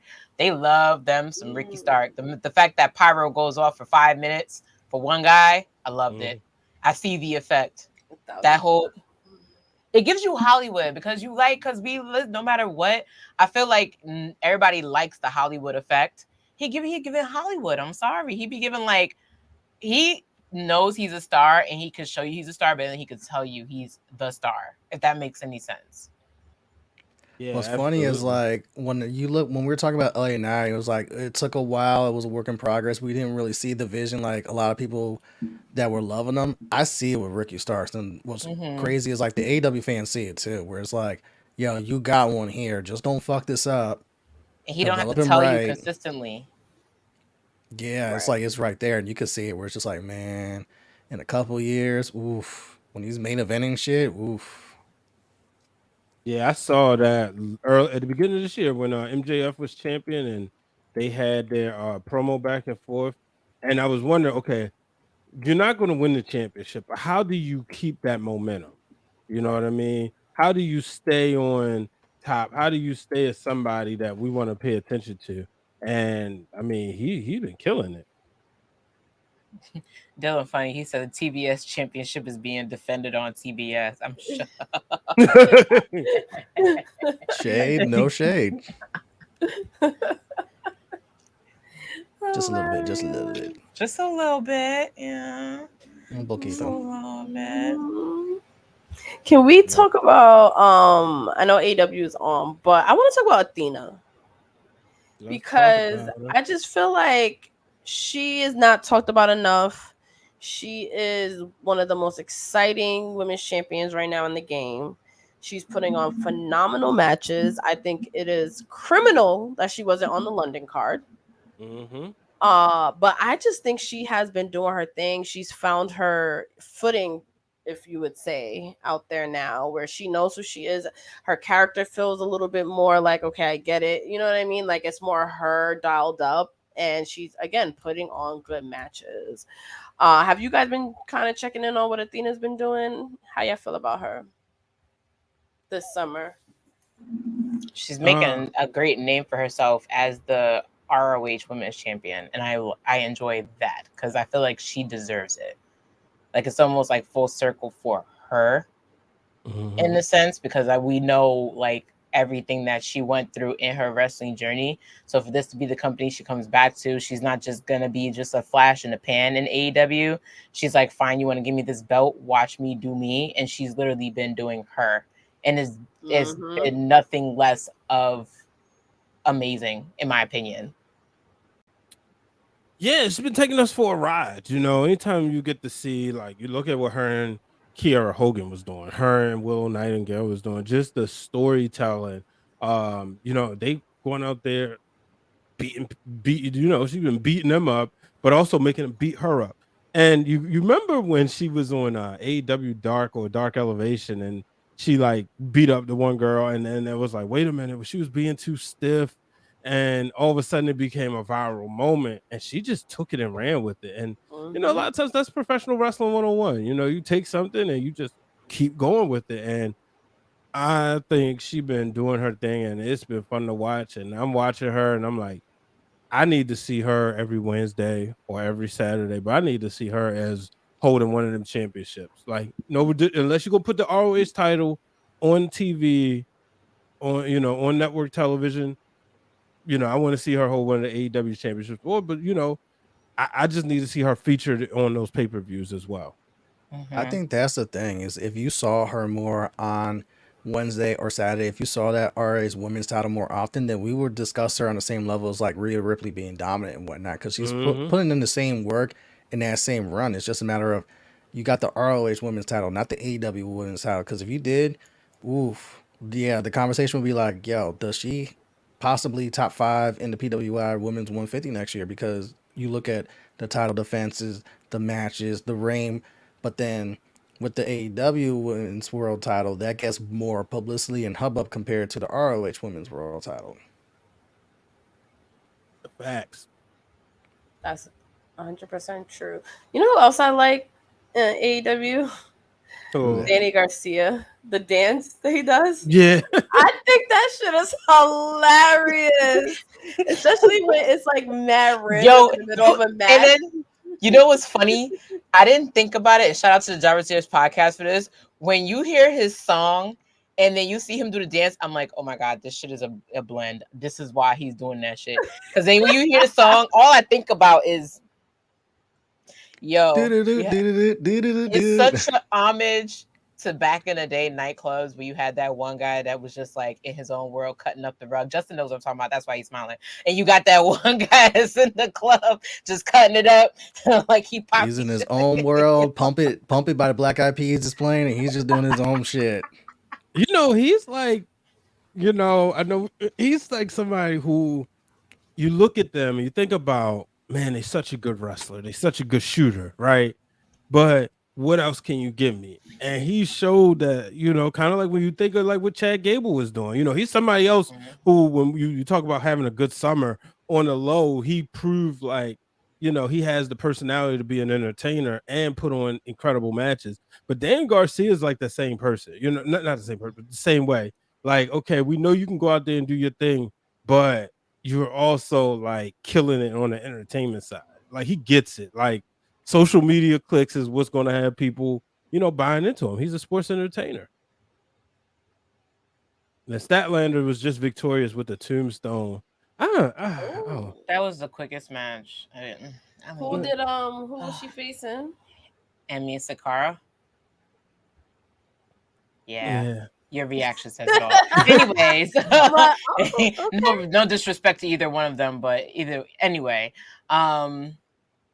I don't need all titles to be dominated like this. Like we That's saw that with thing. Jade. Right. Let me get some hot potato going on. Jade was special in its first respect because she was the first. Bingo. After the first is who does with it next. It's always going to be that way. So that's how I feel about this. Is no shade or disrespect to her. Again, it's what she's about to do with it next that everybody's just going to watch because she's not the first. Jade, you got to remember. AEW is the alternative from WWE. When people were complaining ad nauseum about WWE, about short title reigns and why are we playing hot potato with the titles. AEW doesn't do that. AEW loves long-term storytelling, 6-9 months, a year of champion, and then you build towards that title getting taken off. Well, the TNT title got colors. This got flavors. It's got flavors, and that's the one thing that I literally. I don't want to hear anybody complain about a long-term storyline. I don't want anybody to complain because before that, y'all were complaining that shit was too short, shit didn't make sense, shit wasn't built properly, it had no chemistry, it had no this, and now they're finally like, oh, okay, you don't think we could build properly? You don't think we could give you we don't think we give you a telenovela? You don't think we can give you Bold and Beautiful? I got you. I'm gonna give you. What's a good storyline on Young and the Restless that stuck with you, Bryan? My brother, help me out. I'm gonna give you when Billy hated Adam for killing Delia by accident. I'm gonna give you that. I'm gonna give you that type of storyline. I'm gonna give it to you in the. I'm gonna give it to you. He still hate that man. He still hate that man. I'm gonna give it to you in the form of. I'm gonna give it to the form of Sami Zayn. Literally, still as we saw. Now he's welcoming main event Jey Uso to Raw and burying the hatchet. I'm gonna still give you remnants of it, even though Sami Zayn is done with the bloodline. You know why? Because y'all were complaining that we did things too short. So this, and you know what? Right. This was the summer of long-term booking and storylines, and I love it. I love it. That's what this summer recap. I love that. Besides talent, this was the summer of long-term booking. Thank you, WWE. Thank you, AEW. Even thank you to the people in the indie circuit on social media because you had people that hated each other last year that continue that shit this year. I love it all. Keep up the good work. Speaking of long-term storytelling, at the end of the month, you know what match we getting that I can't wait for? What? Who's that? Boujii and PJ Savage. There we go. Long-term booking. That's some real once partners, now enemies. And look, I don't care what anybody say. Call me biased or not. And y'all can invite PJ to this stream right now. Hashtag TWG fan club. If you biased, I guess bias 1, 2, 3, and 4. Boujii destroyed him on the microphone. When I watched that match, after Boujii had put down the flat earther and Flip Gordon, yes, Boujii beat him. That was, oh my God, that was a good match. Oh, of course. I mean, you know. But then PJ, he called him out. And then PJ he looked lost. I'm just saying, I've seen stories like this before. You know, it was like when, y'all know Daniel Bryan's my favorite wrestler of all time. But let's not forget, The Miz had him shook and lost for words on that Talking Smack. Yes, shit, he walked off. That right there. Why not you wrestling in the bingo halls? And Daniel's like, fuck. Bro, when that happened that night, I was like, oh my gosh, she for real. And I felt poor Renee Paquette. You could see it on her face. She looked scared. She was like, she even said it. She's like, I thought they're going to hook off. Listen, and then to bring, if it wasn't for the promos, the reason why I think I'm invested in Will Osprey so much, besides the Flash, him and Kenny Omega literally started the year at each other's necks. Kenny Omega comes back, Wrestle Kingdom, takes the bat off of him, and then they have this back and forth throughout the year and it ends in the summer, and then Will Ospreay's like, okay, I beat the guy that thinks he's better than me. Who else thinks they're better than me? Where am I gonna go next? And that's literally where he went. Like, listen, this was the summer of long-term booking. Thank you. I don't want to hear nobody complain about short-term, long-term booking ever. The next time that the bloodline dragged on too long, really? Y'all were still invested though. Bro, right, exactly. MJF is your champion. Even MJF, that didn't happen overnight. They told a long-term storytelling of MJF going to the top, including him facing He Who Shall Remain in the Box and losing to him. Like, that didn't happen overnight either, with MJF becoming champion. And even the Adam Cole stuff, that didn't happen overnight either. Right. Nope. That is long-term. Definitely long-term. What's the storyline of the summer besides the bloodline? What would y'all say? I think it's MJF and Adam Cole, to be honest, because that's the new best friends. That was a pairing. I didn't expect to enjoy it as much. I didn't expect it either, but it brought out outside of MJF that I didn't know was there. To where there are people that don't see it for MJF, but this is the one that started turning people around on that. Where Adam Cole just brings out the best in people, because Adam Cole is just like you love him.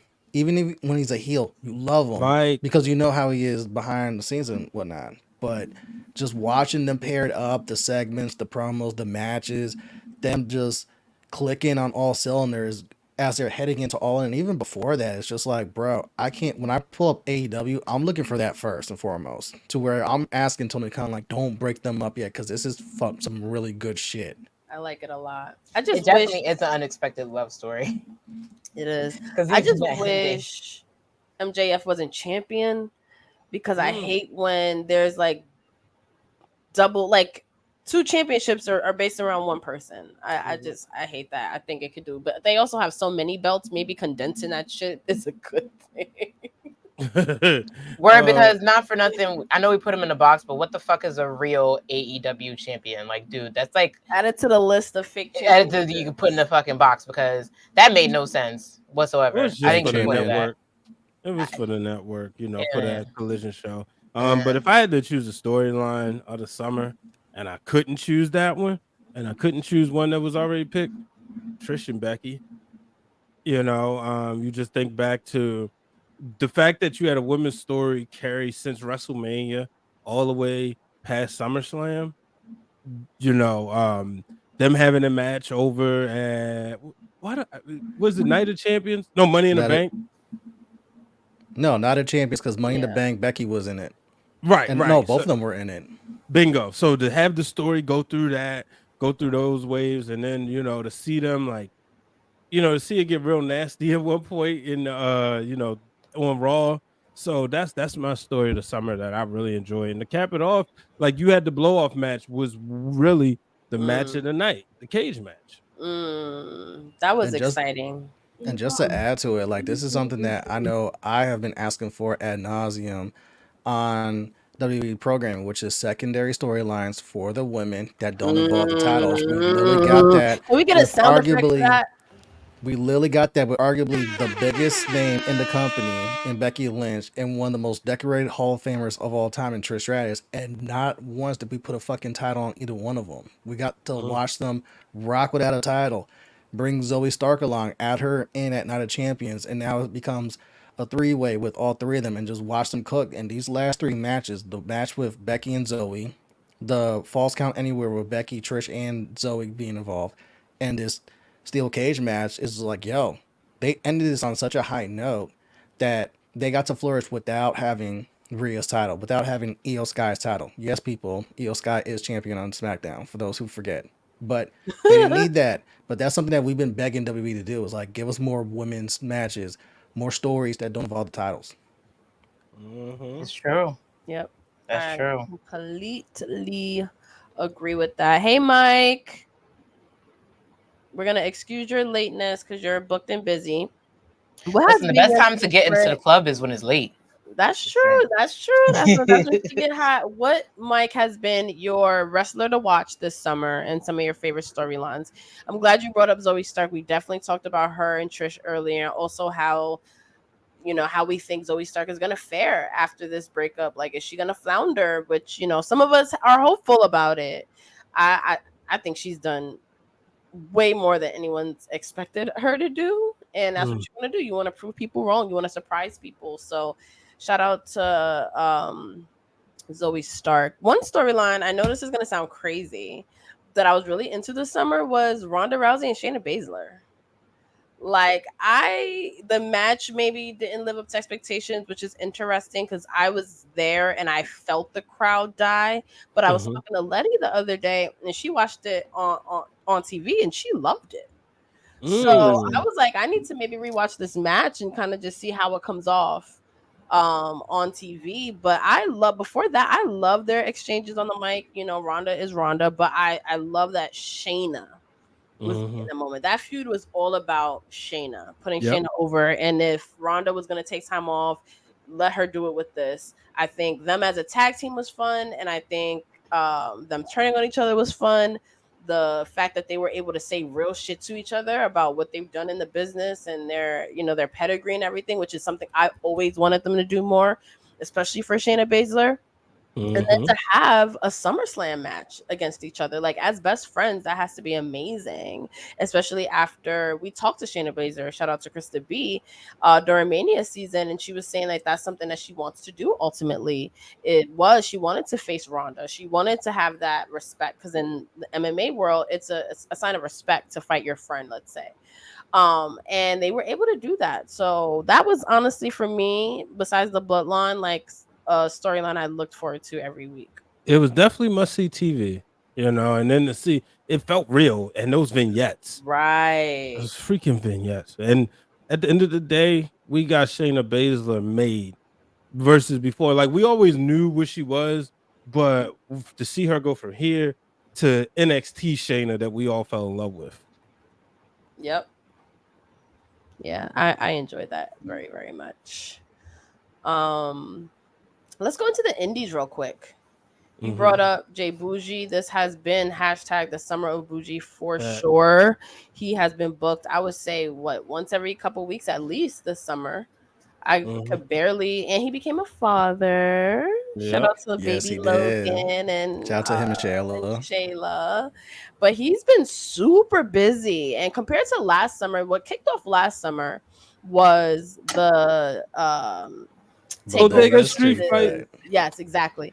So now we get to this summer, and he is a made man. Like, for all intents purposes, like he's been on MLW. Which he just debuted himself in a new faction. Oh my yay. He's in 2 factions. I want to say the Trillionaires. Yep. Yes. Yep. Impressive. Impressive. Shout out to Boujii. He's definitely been my wrestler to watch. And all biases included, but also he's just really fucking good. Mike, I like how you put that. The hell is Brain? Yo, Pinky and the Brain. You never see that cartoon? No. I have to. Damn, we're talking about the indies, but I want to go into NXT for a little bit. Oh, 100%. What's that guy's name? Dar. Oh, Noam Dar.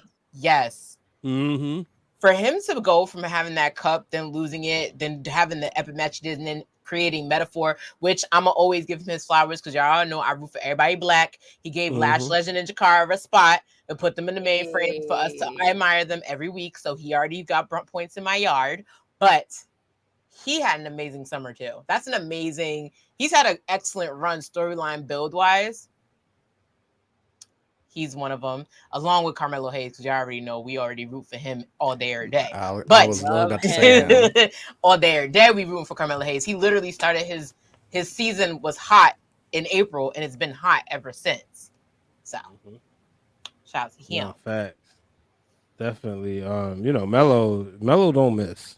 Nope. And to see what he was doing with Wesley, you love seeing people elevate, especially black people.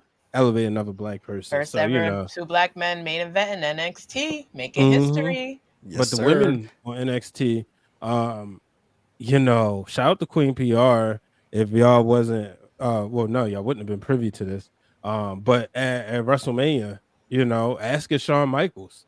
You know, we y'all see the stuff on the internet, and you see people. You know, everybody wants to tell journalists how to do their job, right? Because everybody think they can freaking do it because they started selling podcast equipment on Amazon. But what they don't That's a Oh, good that one sound like a right targeted there. shot. Look at this is the That's effect of the a fan good club. Look one at Bryan right there. collecting. Collect, honey. Hey, Collect. All right. The live Everybody Goddamn, think they got American personality, but Sniper they over ain't got here. personality. Everybody thinks they have a mic, they have personality, but they don't have personality. Come on, collect exactly. them. But if you listen to Breaking Through Glass Ceilings, episode 63, you'll learn of Queen PR's credentials. And one of the things she did, you know, she asked Shawn Michaels about the women's division, and he delivered. You know, and that's why I always say I love producer Shawn. You see him going out there. You know, the women are highlighted in big spots, whether it's for the title or not for the title. I mean, you look at what Chase U is doing. You look at what Ava Rain is, or I guess she's just Ava now, but you see what she's doing. You also see, you know, obviously Roxanne, you see Blair Davenport, and then Tiffany Stratton. You know, her and Kiana James put on a banger last night. So with all this, that's why it makes sense when you do send a Becky Lynch down there to say, I'm going to go wrestle the women down there, and you're going to see her try to go get something she never had before, which I honestly think she wins.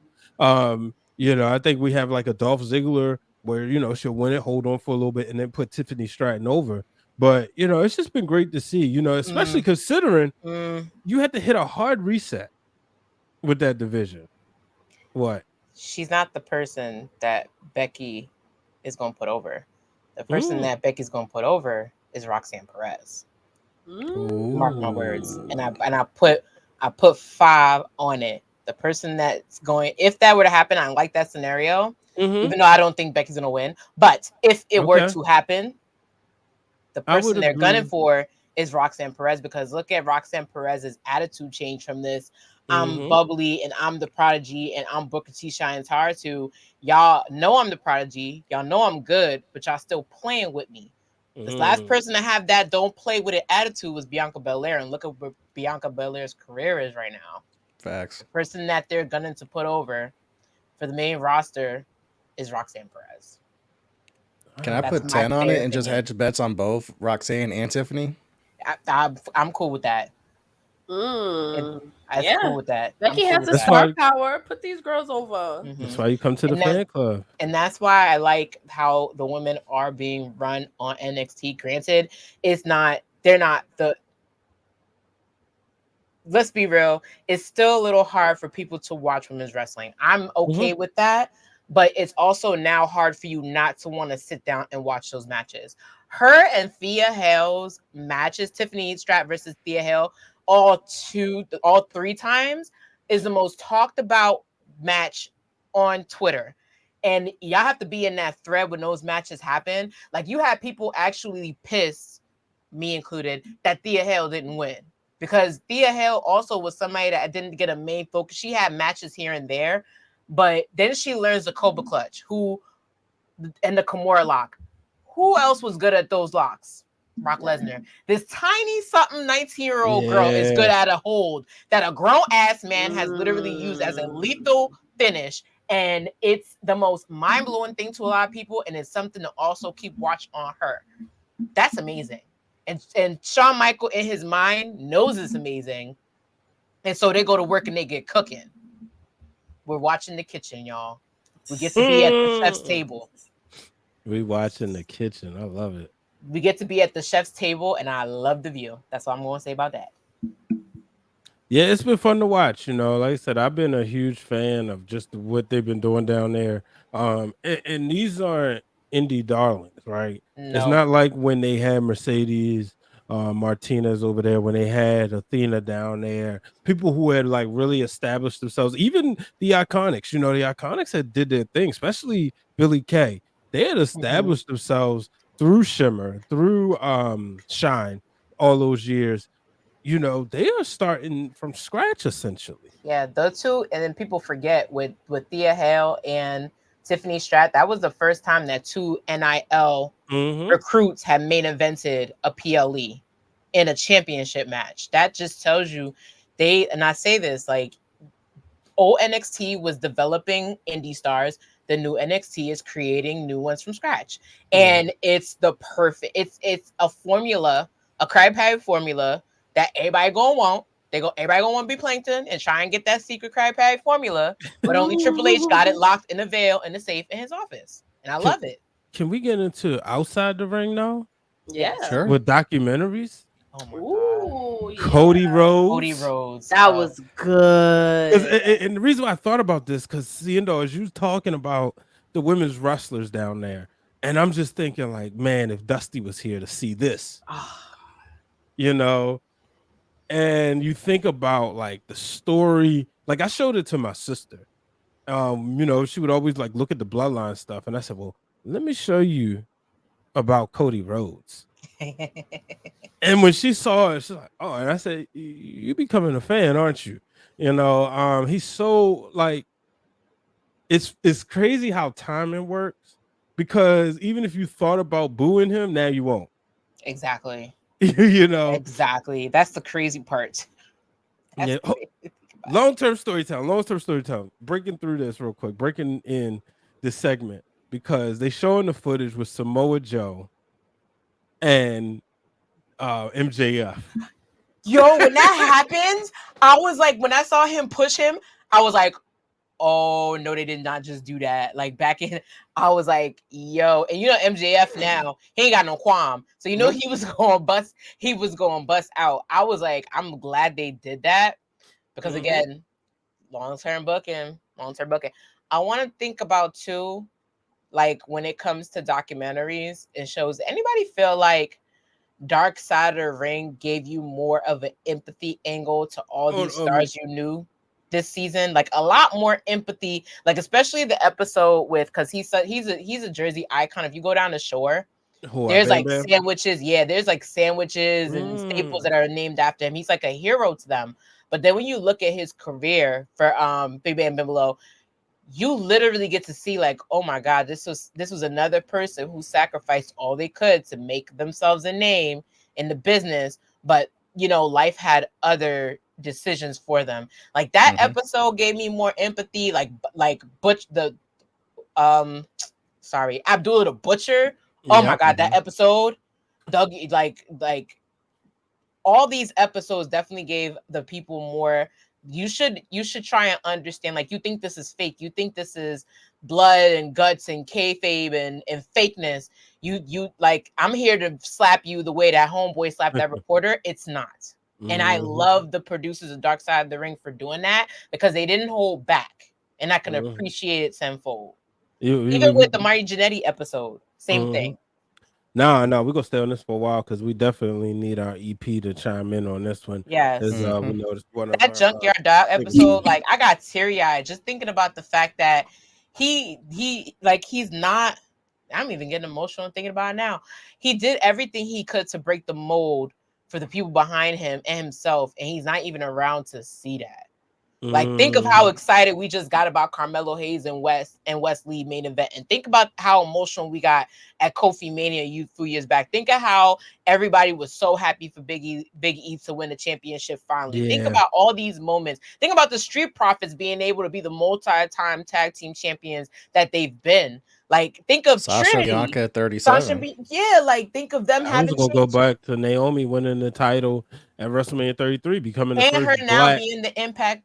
Oh, yeah, go ahead. First black superstar to win the championship at WrestleMania. Think about Bianca Belair. Cedric the next year, first single superstar, first male superstar to win a championship. Like Junkyard Dog would have been, I mean, you think of Bianca having back-to-back year accomplishments, and he's not here to see it. Like that sticks with me a lot, because it's like they're not appreciated. Like, and I shout out the BRP for making the shirt that they made and giving it to their Patreon fans, because it needs to be touted out. It needs to be put in more of a perspective. Even a lot of people like, and shout out to my coworker. He was like, yeah, I thought about you because I know you're involved, and I watched this episode about Doink the Clown. And he first thing he said to me was, I think it's messed up that they tried to make another Doink the Clown after they let him go. And then secondly, he was like, I always thought of him as just like a creepy clown. I had no idea he was wrestling. He was like, I had no idea he was dealing with any of that. As a good guy. Yeah, he's like, I had no idea he was dealing with any of that, and that's crazy to me because he said the same thing. Like PR said, he was like, everything to me wrestling is kayfabe, so I can't get into it the same way because everything social media is putting out everything. But he was like, yeah, I watched that. I had to sit down and like watch it. That shook me. Like Keith and I, even watching the Marty Jannetty episode, to hear how much crap Marty Jannetty was dealing with, and what he was doing, we were both sitting there like we thought he was done, and then we got to the part where Marty Jannetty, and just to put a cap on it, I'm gonna close it out with this. Just to put a cap, like we got to the part where Marty Jannetty gets rehired and has his match with Shawn Michaels when they come back and he has short hair. And then he goes and he's about to get a long-term contract, a Legends contract that pays. I know the detail of that. That pays. And he's about to get a long-term contract and he gets arrested. Me and Keith were both like, wait, what? Like, it was just like, what the hell? Like, it. So to me, Dark Side of the Ring, definitely more empathy, definitely more in depth, didn't hold back. Love the series. Y'all see that? Y'all seen that meme where it's like, y'all got more of them episodes? That's how I feel every time with Dark Side. Season. You know, because and I'll you know tee it up a little bit. Keith said it, 100 milli. That was 100 M's, and you messed and you fumbled the bag. Yeah, 1 mil. But, 1 mil. You look at the episode. You talk about empathy, and you talk about just making even make you think differently. The first episode, Sonny and Kristen, oh my god, that Tammy. broke my heart too. If you go to those Wrestling Girls Patreon, I hope everybody that's in the club is subscribed. Better be. Me and Queen PR did a episode recap on it. Well, she did it. And I just asked the questions. She had all the answers. But you think about what happened and everything. You never seen Jim Cornette that way. Right. For him to walk off emotionally, I was like, damn. Like you hear everybody talk about like it really broke their heart, his career, because this was somebody. And you look at the end of the day, we make fun of fans who become stars. He was one of us, like that loved the business, got fully involved, was living out his dream, and then because he loved the dream so much, he didn't want to miss a thing. That's something so unfortunate. He didn't want to stand up to him for himself. Like he didn't want to because he didn't want to also lose out on the rush and the love of this business that he had. And then he goes and he does that. And then you see Jim Cornette, because Jim Cornette is the same. Jim Cornette is one of us. He's somebody who loves the business so much that he does not care. The world, the next bomb can go off and he's like, all right, so how the wrestlers doing? Like, that's how Jim Cornette is. So for him to, like, he can see himself in Chris. So for Chris to miss out on that because of that and that passion, you could tell it hit him hard in that way, because Jim Cornette is one of us. He loves the business. Like, he eats, sleeps, breathes. I think he showers with the business. Like, he loves wrestling. And I get it. It was hard to watch. Yeah, a lot of those were, but I am glad that those stories are being told, because you guys brought up Junkyard Dog. I didn't know anything about him for the most part before Dark Side of the Ring, and it sucks that it's the tone of his story is dark and kind of tragic, but I am glad that his story is being told. Like, I don't think we would have ever gotten like a New Jack documentary on TV if we look at like Dark Side of the Ring, but he is a wrestler, a famous wrestler. One of my favorites. Who had a great story to tell, and he ended up passing too. But look, we got to hear his story. I was so happy. I was happy about. Like, unfortunately, a lot of these Dark Sides people die, or unfortunately going to die soon. Yeah. So and if you ever produced a documentary, it is not easy. So many voices, there's so much stuff that don't make the cutting room floor. It's people think, oh, you can just do this. No, you gotta deal with personalities. Even like I was listening to Jeff Perlman's book about the Lakers of 2000, the Kobe Shaq years, and he went to interview this basketball player named J.R. Ryder, and J.R. wanted to like shoot him, and he was like, "No, dude, I'm trying to just get some quotes because I'm writing a book about Kobe and Shaq." So it's everything, like all this everything before this was shoots. I just realized that.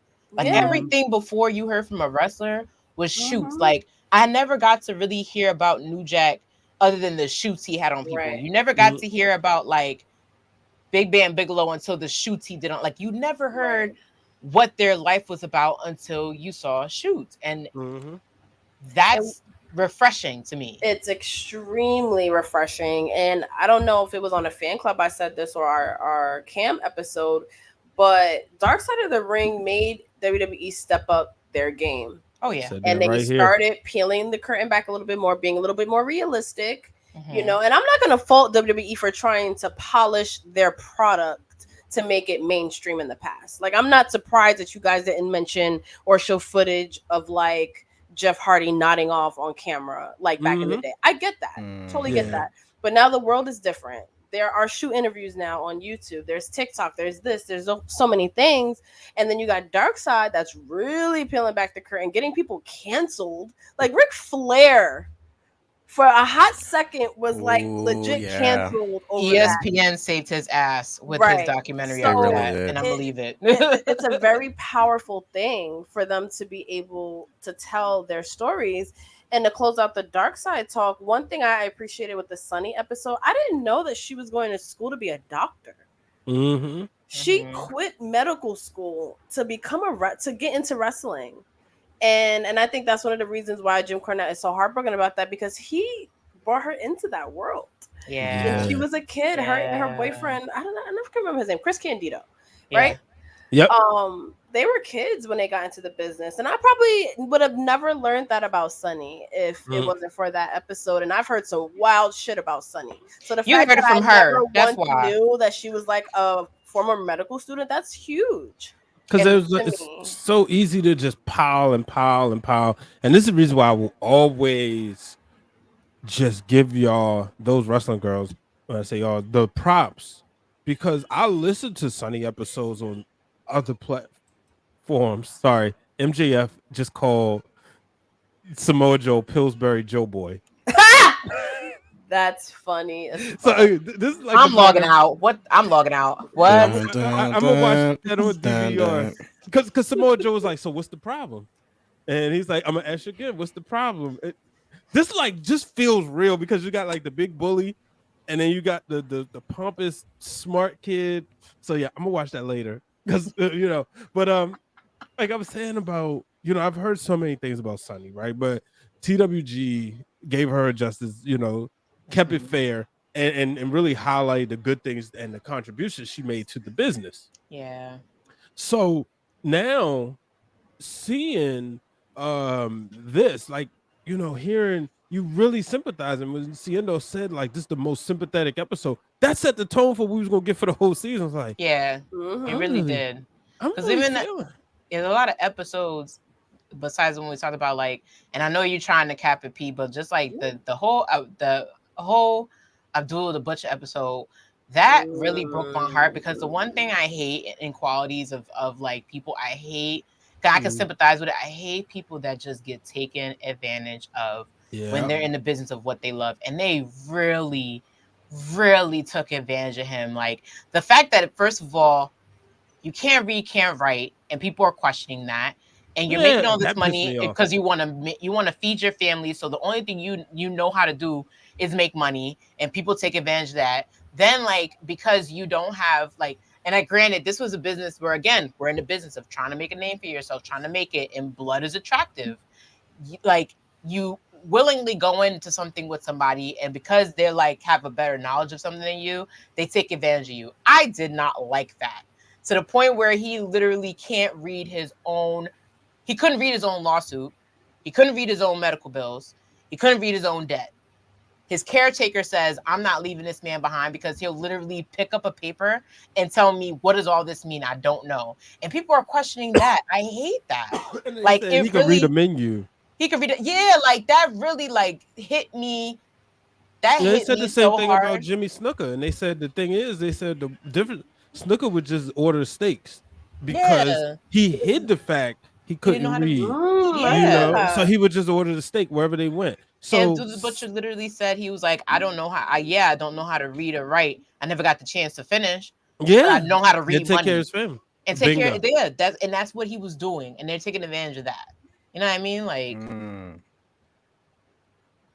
Yeah, it was wild. It's a It's good still series. one of my favorite series, and you know, we got the A&E specials. I know that was like in the summer, I you like know. those. Yeah, I I like love the hidden wrestling series. treasures. You I do? like the It's yeah. cute. I Really? like it. It's cute. I I like watched a it. It's cute. couple episodes. The Yeah, one with the China one was really good. yeah, absolutely. You know, what's that? Speaking of hidden treasures, Ooh. I mean, you know. Ooh, Ooh. Speaking that of, was a good moment. I think I know him. Yeah, I look. I'm a brag because I was like on the side, like, yeah, they my friends. I know them. Shout Shout out to out to the camera Krista because that's D. like the cleanest. That is the cleanest photo I done ever Very. saw. That's like They one of got the you on. greatest. They got you on 4K. On That was 4K. That ain't 4K. That's Wow. 8K. That was You such a great that was moment. the greatest Raw know what ever. else was a great moment for me? What's Hmm. up? Being able to sing Cody Rhodes' theme song with 2 out of the 3 bestest friends that anybody could have. Detroit was one for the books. Mm. I Detroit. went in there with a whole mind full of expectations, and then all them expectations got kicked off like a bad passenger on the plane the minute that I landed. It was by far, and I had a, and So P sweet. knows because me and her talk about vision boards. My vision board is 3 states, 1 country, and I'm halfway there. Detroit was an Ooh. unexpected state for me because Okay. I already had plans to be in Palm Springs. I already had plans to be with family in a different state, and I already had plans to go somewhere different. But like, I was when she was like, "No, just come to Detroit." You guys were all like, "No, you got to experience SummerSlam in a different state." I'm like, you know what? A lot of people were like looking at me sideways, and a lot of people were like, "Girl, you people travel for much worse. Go see a wrestling show in a different city." So when I got there, it was like, all right, what do I do? People are telling me, listen, you got to try Connie Dog. Listen, you got to eat their pizza. You got to see, like, maybe you can sneak in a game or two because there was a Tigers game before SummerSlam. That like, you got to try and see if you can sneak in all these things, see if you could do like a drink trolley. And shout out to Janelle from Jobber Tears because she was just like, no, we're doing A, B, C, D, E, F, G, find a place. And even me, P, Bryan, and I was so happy to meet Noah on that trip. I got to make a new friend on the trip.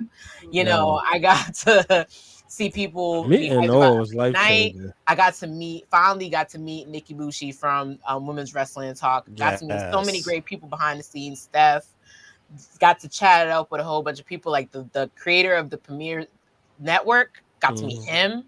It was just like a lot of overall great thing. Got to be at a conference call in front of Triple H in a suit. You can't take nothing in that trip away from me. I had a great trip with That was a the most great amazing people, one. making me laugh, making me comfortable. Shout out to Wilkins because he was just like, "You're amp on the inside, aren't you?" And I was like, "A little bit." Oh. Like it was just everything that I couldn't have expected and more, and I'm happy that I did it. So that was my summer highlight. Besides going to like a bajillion wrestling matches here, but it's Right. nothing like being in a different state with your friends, you know. I'm glad you Yeah. got Hey, that. friend. What was your moment of the summer, Justin? I know you haven't been able to get to a show yet. Yeah, I still have shows that I need to go to. I guess for me, my moment of the summer was more into content creating and like really diving in. Where it's like we Let's get ended that sound effect. year one of like of doing this where like now I have a full understanding of what you guys go through behind the scenes and on in front of the camera, on mic and whatnot, producing, directing, putting shit together, editing. This shit is not fucking easy. But it also weeds out to be like, how bad do you want it? Because if you want to be in those rooms asking Triple H, Cody Rhodes, Seth Rollins, and all them people questions for the media scrums in WWE and AEW, you gotta work your ass off. But there is a light at the end of the tunnel. That was something that I didn't see earlier when I got into figuring out social media, finding people on wrestling Twitter, finding you guys through social media and whatnot. I didn't know there was like a light at the end of the tunnel where it's like, yo, you can actually make money behind this. And then just learning through the ringer, learning through TWG, learning through loudspeakers and all the different platforms and whatnot, to where it's like, no, there's an actual future behind this if you really want to get into this. It's just a matter of you gotta put that work in. So My summer was spent busy learning Canva, learning CapCut, learning how to edit, learning how to put stuff together, learning how to upgrade from 1080p to 4K and do stuff in 2K. What's Thank the you, difference? Noah. Hello. I'm glad me and you talk about that too, because that shit ain't easy. Not at It's We all. talk not. about it all the I, time.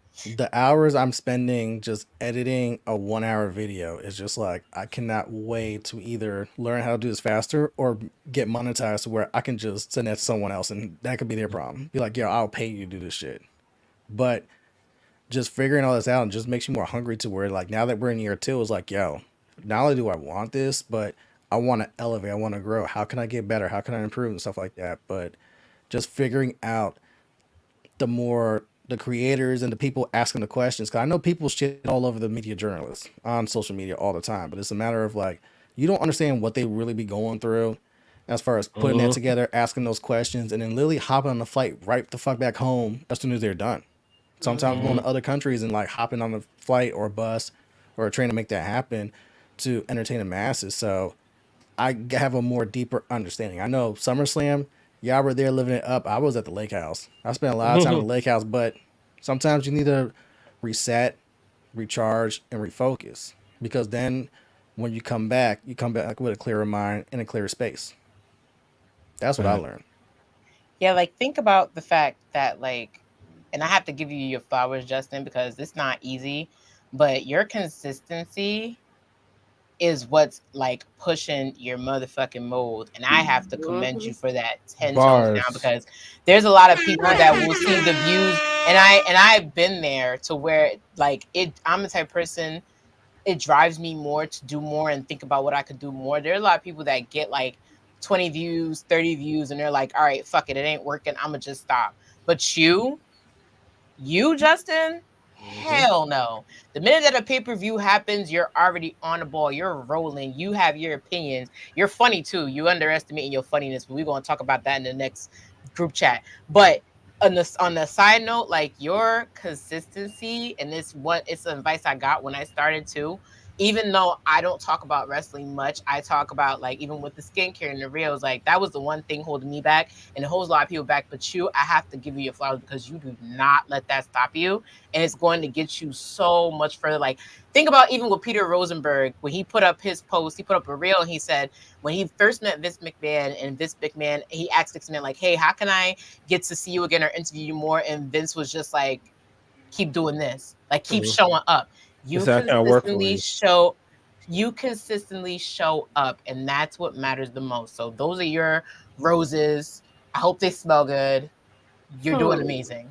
All right. I like Totally. roses this time of year. Just spread them out. There we go. I just threw you some. It's like, Love that. spread them like coming to America, just like all over as we walk. Give me the music too and shit like that.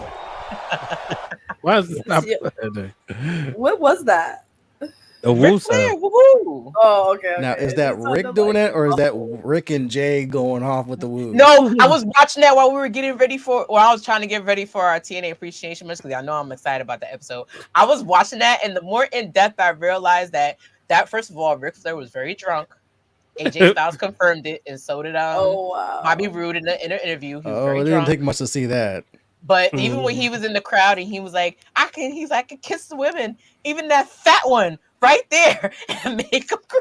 Yo, him and Jay Lethal, that was the best thing ever. I'm sorry. I know that Ric Flair was offensive and he was like pelvic thrusting, but it was good. So I can't wait to talk about that and a bunch of other things. But I'm Yeah, just TNA saying, appreciation is gonna be good. TNA wrestlers and WWE wrestlers, when they get to TNA, are two totally different people. And I'm going to bring it up because it's a thing. Ask Booker C. Wow, previewing next week's episode. You know, you gotta love it. Booker T getting in the ring. Boom. Booker T's kicking Oh his my man. Boom. God. Booker T. Ah. Brian, what's your moment of the summer? Oh, that's tough. Can I have two? Sure. Your birthday don't count. Well, I was gonna say that weekend That's why I mentioned mine. There we go. because That I was a mean, great weekend. you figure kicking it off with SummerSlam, my second favorite pay-per-view, and it was always something I wanted to do, and being able to go to my second one, this just totally trumps like last year's, and so that was a moment. And then the week of BlurCon, right?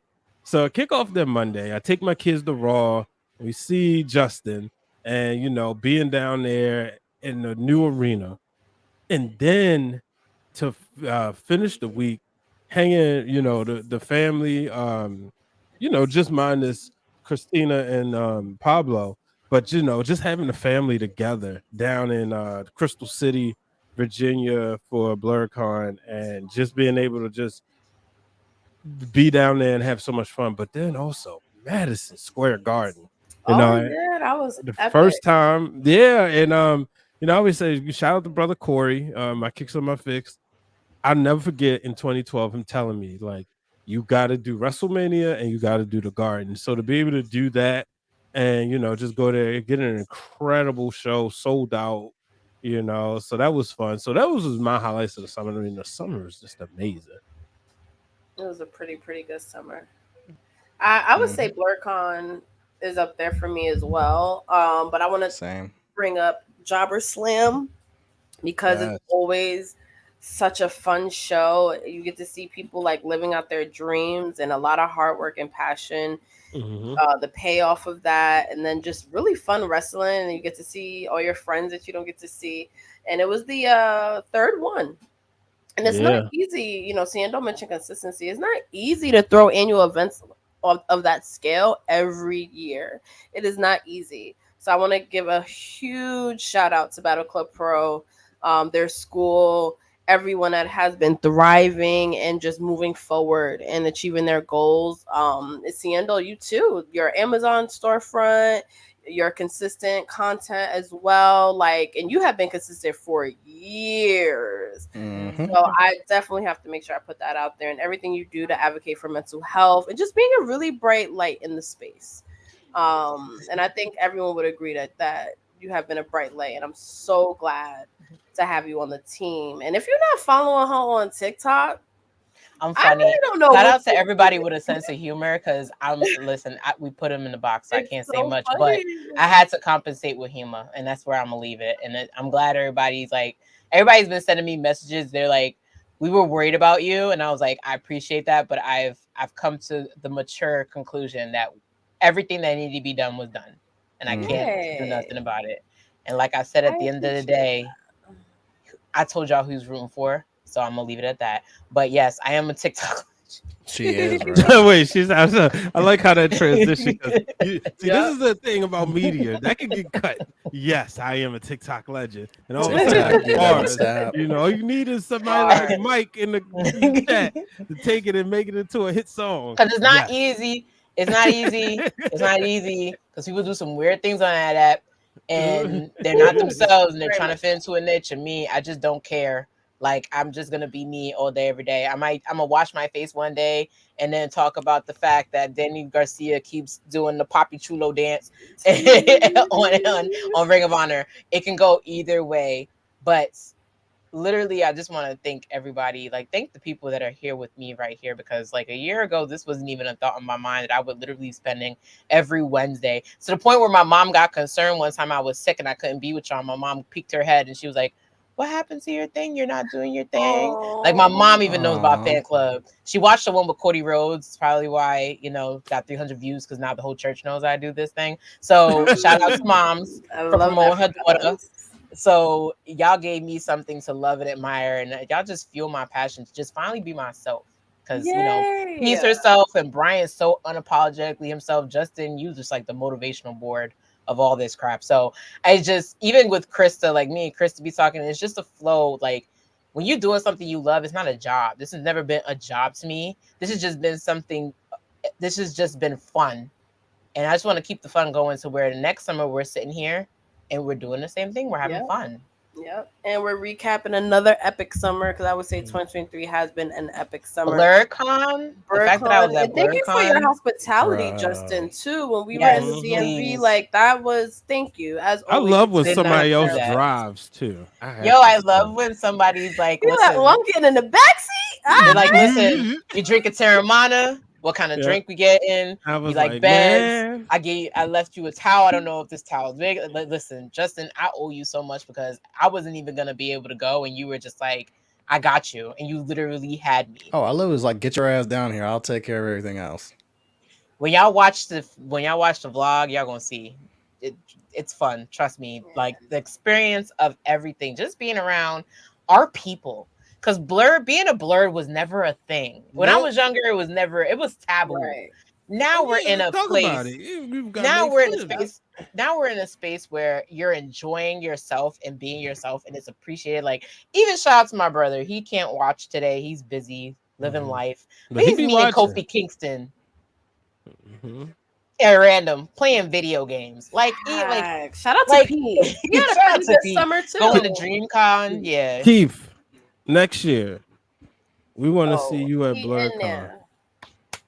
We Y'all want to tell see him, you there, yeah. Keith. because me doing Look, it ain't hold on. working. This was Stephen A. Smith did. Put that camera on me, Keith. Next year, you at BlurCon. No, we adopted him just like Noah's coming everywhere with us. Yeah, Mhm. Keith's stuck with Keith us. is He already coming know. everywhere with us. I've explained this to him a million times. He's stuck there. Yeah, Like, yeah. See, man, Keith, Keith, DM me your number, bro. We, yeah. Yeah. And Vaughn, it's not Keith, it's Pete. That met Kofi Kingston, Seindol's brother. Peter. I should have sent y'all the picture. I should put it up on the screen. But yeah, he had a best time. He got to Good for meet him. new people, which is what I've always told him. Like, listen, go out there, be you, and you never who to attract. He got to And go he the do next good day music, man. to Let's a give him props pool. for his music. Yes, we have to get onto his music. He's working on something very special because it's the anniversary Yo, of something. I'm very tight-lipped he about it was because I've been lit. helping him. You know how you just get good vibes from people. Yes. The anniversary party last year, when we up there snapping photos. I was like, yeah, man, yeah, he that dude. And he's very excited about this next party. Him and his significant, they're very excited. They're like, we're rolling a little bit more deeper. He's also on the brink of like every time we have a jobber slam, he can't go. He was very pissed he couldn't go this year. So this was an evolving summer. I don't know if everybody felt like this was a summer of evolution. It truly really was. Everybody elevated. Like everybody elevated. Everybody. Yeah, that's the kind of energy I appreciate, especially going into like the fall if it ever gets here. Is being able to, you know what I mean? And shout out to everybody who had me on their show. I know I'm still like new to the space, and I'm not just somebody who's buying a mic. First of all, my mic came from Shure, so it ain't come from no damn Amazon. So she said you wasn't talking about me. I know I wasn't wasn't talking about her because I've been doing this. You this long. Not know about me. And this camera ain't cheap, okay? This camera ain't cheap. But no. See, there's a whole. I look. I know about your cameras. I read a whole blog about you school us on JerseyIndie.com about Seindole and her new boo, which was her camera. So I know you legit, too legit to quit. And this is before the fan club days. I went down a rabbit hole on the website.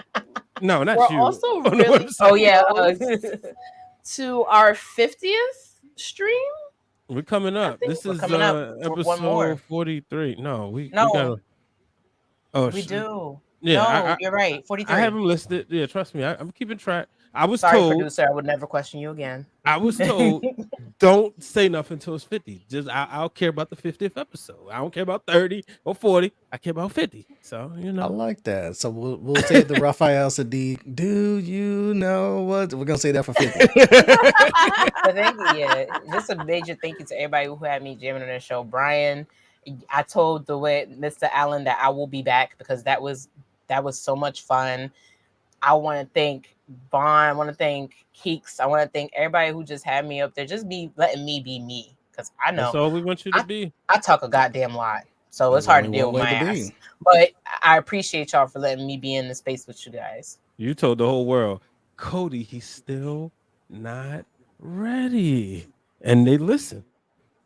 So, shout out to you. I love seeing everybody's glow up, watching everybody just take off the new heights, and Queen PR, No, I'm gonna get. Let me get in some trouble real quick. So that's I'm dead. but to see over a year ago when TWG Fan Club was created, And for her to, have the foresight and put together the all-star team, and we like, this is the crew right here. And we was like, okay, cool, sign. We guns up. We gonna sign the papers. We was like, the way they described Eazy-E signing the contract to off the death row. We was like, all right, cool, we come. But no, in all seriousness, just to see everything with this show, just giving us the platform to be ourselves, giving us something weekly to look forward to. Every Wednesday, we know we come into the club.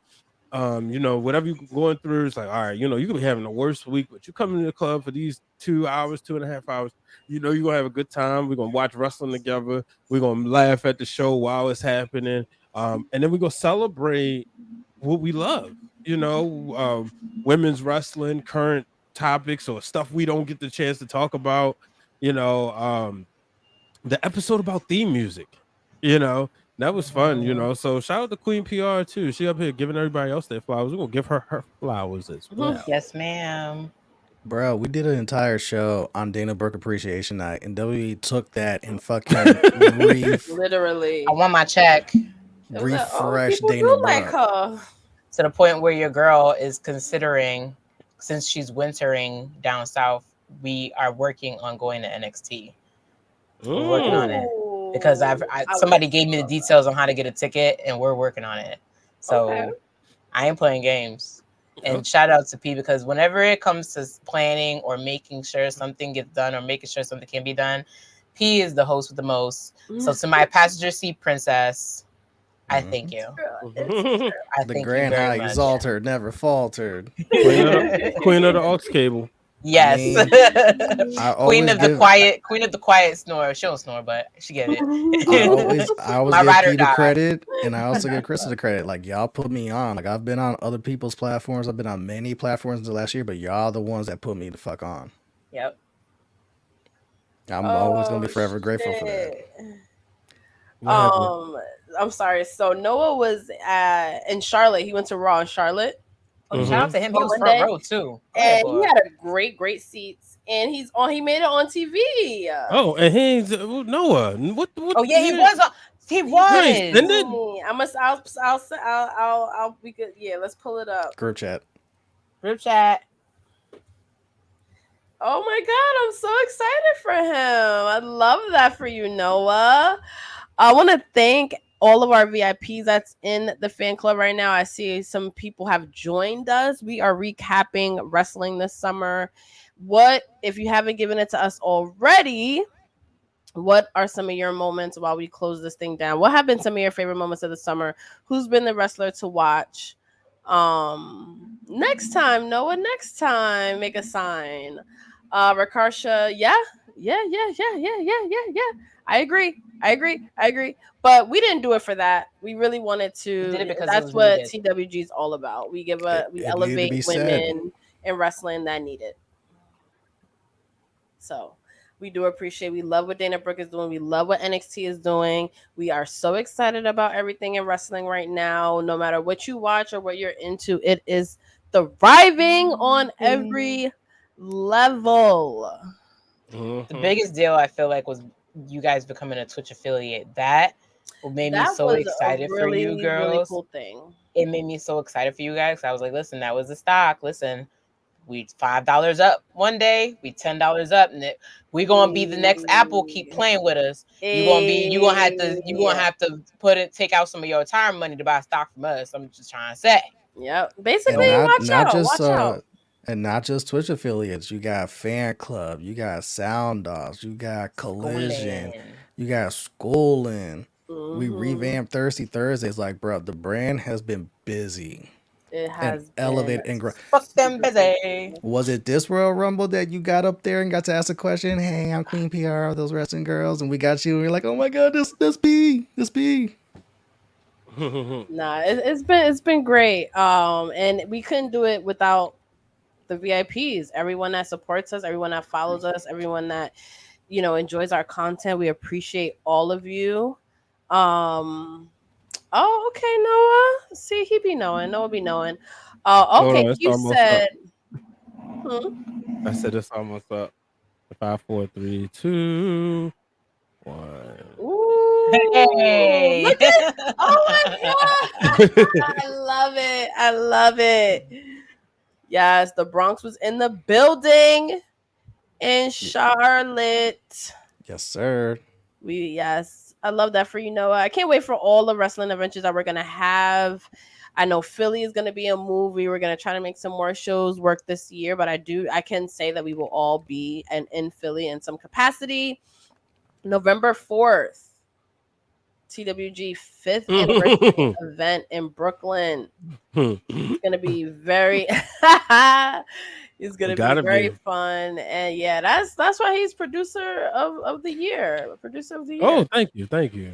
I would say for sure. And I'll give you your flowers really quickly. You know. And there will be social videos. Cry me a river. Ooh, child. You gotta listen to the Ring of Wrestling pods to get that. So you should definitely be listening. Listen to Cheap Heat, and then make sure you listen to Wednesday Worldwide. Yeah, it's been a fun week. It's been a fun week. I want to thank again everyone for sharing their moments. Next week we'll go into TNA Appreciation Night and TNA, not Impact. We're not Impact. The OG years of TNA. We're getting into Seindole. I think might need to lead that because I think she's probably watched it in real time. I'm gonna give y'all some time on Monday. I will be curating the official guidelines of what was TNA and what was Impact because there's a timeline. You want to write the rundown? Posting that, yes, I'll be posting that timeline. Okay, right. I'm not gonna want to miss next week. No, I'll be posting. Y'all get it because if y'all come in here with some, I like that Emma. No, we'll kick you out the club. You can't. No, we're not doing that. Listen. So can I like Hogan the first time he came? We could take Hogan out the box for that time being. Well, actually, it shouldn't even be up to me, boss. Can we take Hogan out the box? Yes, for that time? because and Macho Man. Macho Man was never in the box. No, I'm saying about like those TNA days. Those TNA days. Listen, we want strictly TNA. I want y'all to talk about Sting with no face paint. I want y'all to talk about Burger King with an African accent. I need y'all to talk about Beer Money. I need y'all to talk about the beautiful people. Some clips because I need y'all to talk about the fact that Brooke Tessnocker was that queen. Y'all need to do your homework. Y'all need to do your homework. Do your homework. Oh man, I had a. It's gonna be a great episode. Never mind, that was Impact. I was about to say I had the calendar. Yes, Vaughn is right. Even Piper was on TNA before she came to WWE when it was still TNA. So do your homework. But I'm putting up the timeline. So Hangman Page is coming out. Who knows what he about to say out of his mouth? I love he single-handedly destroyed the money of AEW. Beer Money. Beer Money. Love Beer Money. I'm sorry. No. How about Team Canada though? We could talk about Team Canada. That's part of Team Canada was that group. Listen, it's a whole lot that y'all got. We could talk about the fact that Bully Ray literally ran, created. We could talk. Okay, so that's the stop line.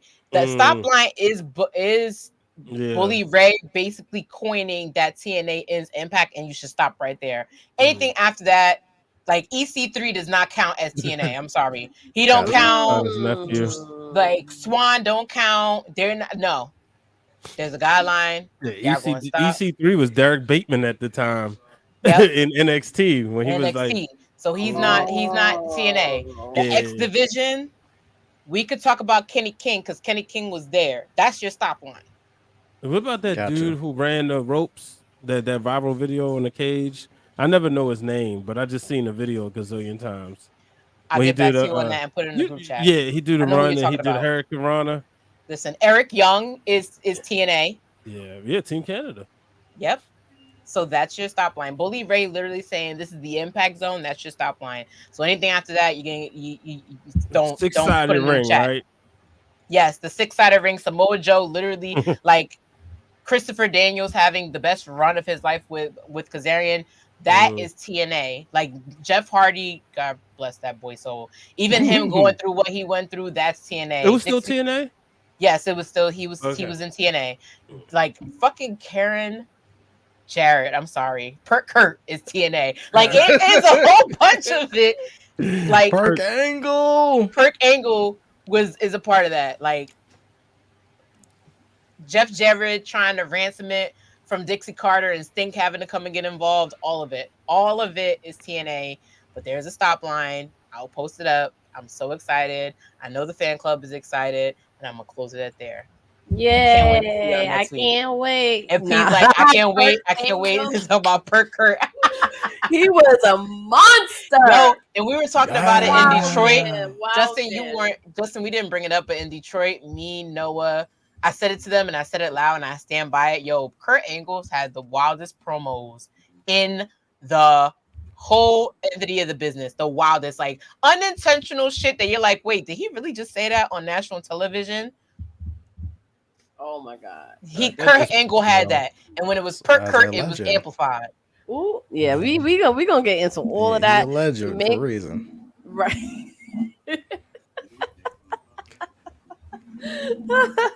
Can we give a shout out outside in the sports world real quick? Yes. To Mina Kimes for getting a bag from ESPN, 1.7 million. Ooh, yeah. Talking about, you know, a woman getting that much money to be an NFL analyst, and I'm pretty sure she underpaid. But for them to give her that's amazing. Yeah, you know, I just wanted to celebrate her because I seen a toxic tweet that pissed me off.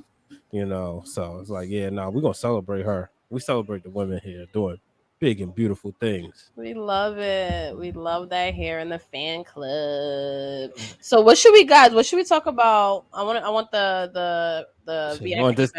I want this done.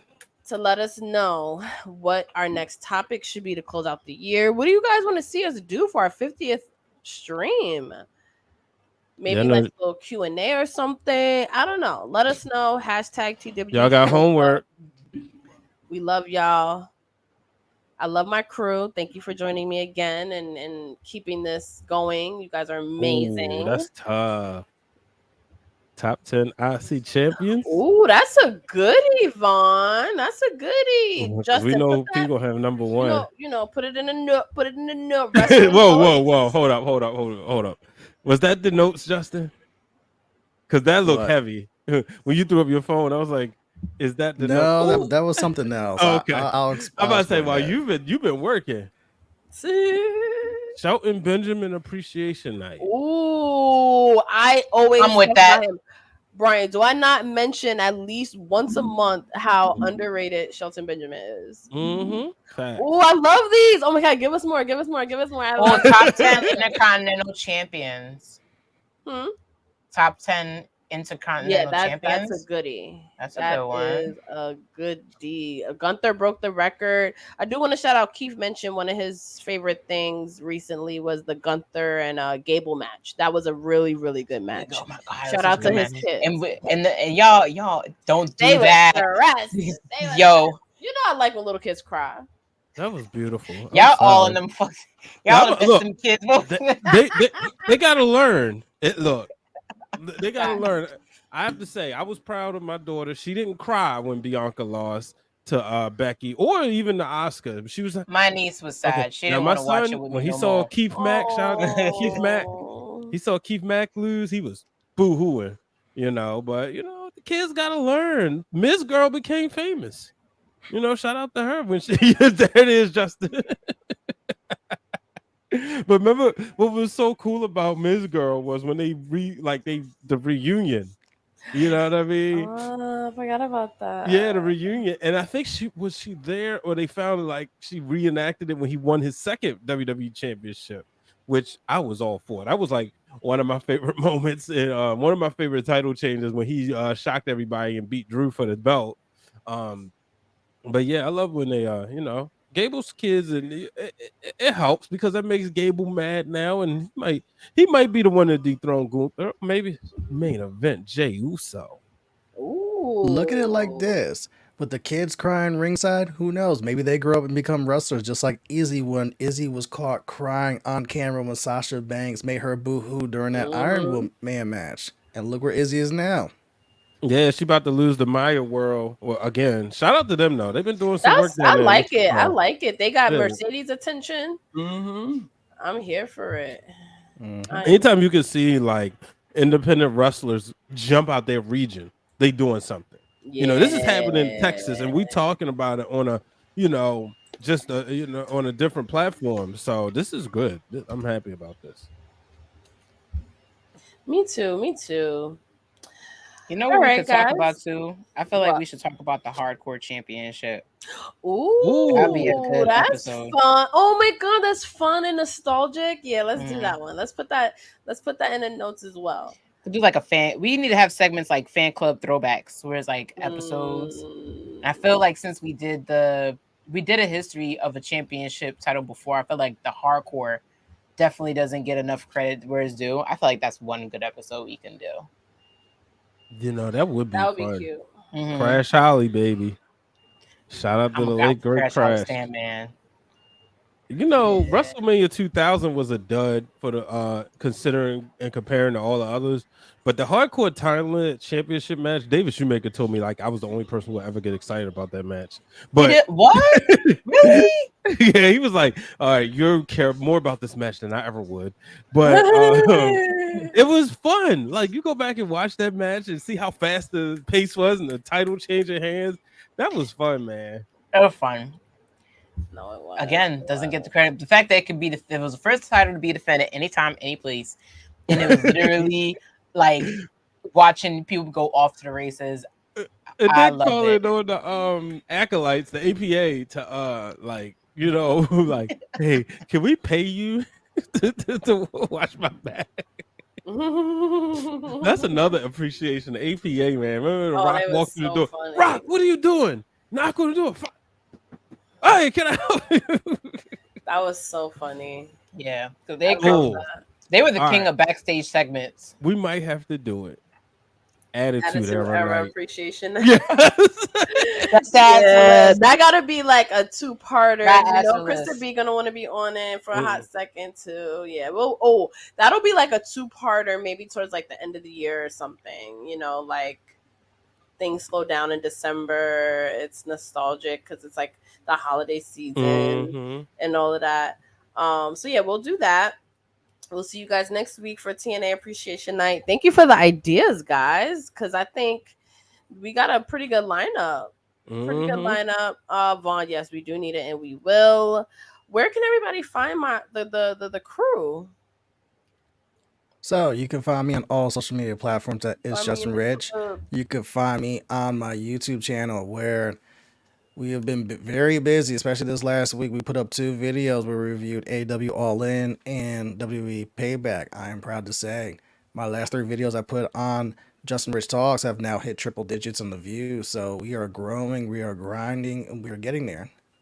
Stay tuned because we will also be putting something up on my YouTube where I look at the New York Giants season and review Justin Rich Talks New York Giants. I give my thoughts on what to look forward to, what games to highlight, what I think is going to be their overall record by the end of this year. So stay tuned with that. You can catch me here Wednesday nights live from 7 to 9 p.m. Eastern Standard Time on Those Wrestling Girls Twitch channel for TWG Fan Club with three most beautiful, illustrious, intelligent, just amazing co-hosts of mine. You can catch me Tuesday nights, Twitter Spaces around 6:35 p.m. for Turnbuckle Talk with me and Corey, where we talk all things wrestling. You can catch me from time to time on True Heel Heat Sports and True Heel Heat Wrestling, where we talk sports, wrestling, and all that fun stuff. Your boy has been very busy with WWE Payback, where I was on the True Heel Heat cruise live stream watching WWE Payback as a family and jumping on their review of WWE Payback. So you can say I'm kind of payback out for the most part. We here, we outside, we active. Salute to y'all.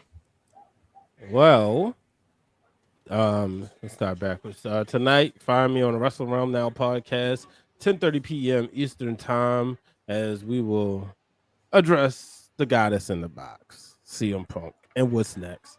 But card subject to change, so remember that. We'll also talk about WWE Payback, but also we're going to make sure you check out this week's episode of Wednesday Worldwide, where we talked about Jey Uso and being in the main event. Also, is Cal says Becky Lynch needs to go to NXT to find out who Becky Lynch is. So that's a preview of a hot take on Wednesday Worldwide. I need to watch that. I need to listen to it. Yeah, I didn't get a make chance sure to listen to it today.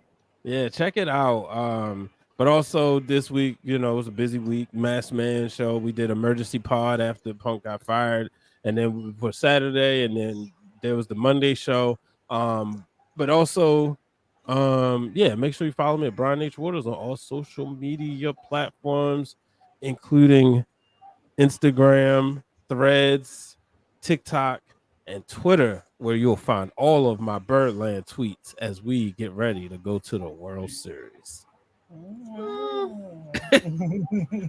Hey, we got 80 plus wins. I'm just saying, we got World big Series, goals all down here right. in Baltimore. Yeah, I wish you the best of luck. Thank you, and I'm glad fan club's on a Wednesday. That way, when the Giants lose on Sunday, we have enough days to recover. Our home opener is at home, man, against a Damn. division rival that's kind of owned us. You think we're taking this L? Shit. We gonna find out. Oh, yeah, we will. Football Because season, baby. hey, tell your friend Ashley, if the Giants win, I'm coming for her. I'm She's dead. talking spicy. Look, Try to last year smack. during the playoffs, he was surrounded by Britt, Waters, and Krista B, who are both Lord. Eagles fans. So Oh Lord. we had to give Justin Bruh, a I hug. discovered And shout out Crystal to was them an both, Eagles fan that 'cause- night. That was not the time to discover that I Crystal told was my an Eagles dad that, fan. and my dad was like, "You never invited them to the house. How dare you?" I was like, "Well, first of Ooh. all, sir, like every time you talk about a game, you out with the uncles." He was like, "Well, they can come there too." I was like, "You know what? We're gonna talk about that when Krista come over. You can talk about that with her." But it is your honorary wrestling girl, Seindole B. You can catch me on everything out there. You can catch me on YouTube. You can catch me on Instagram. You can catch me defending who he should not be named, like Lil Voldemort, on Twitter using Relive via Film. You can also catch me.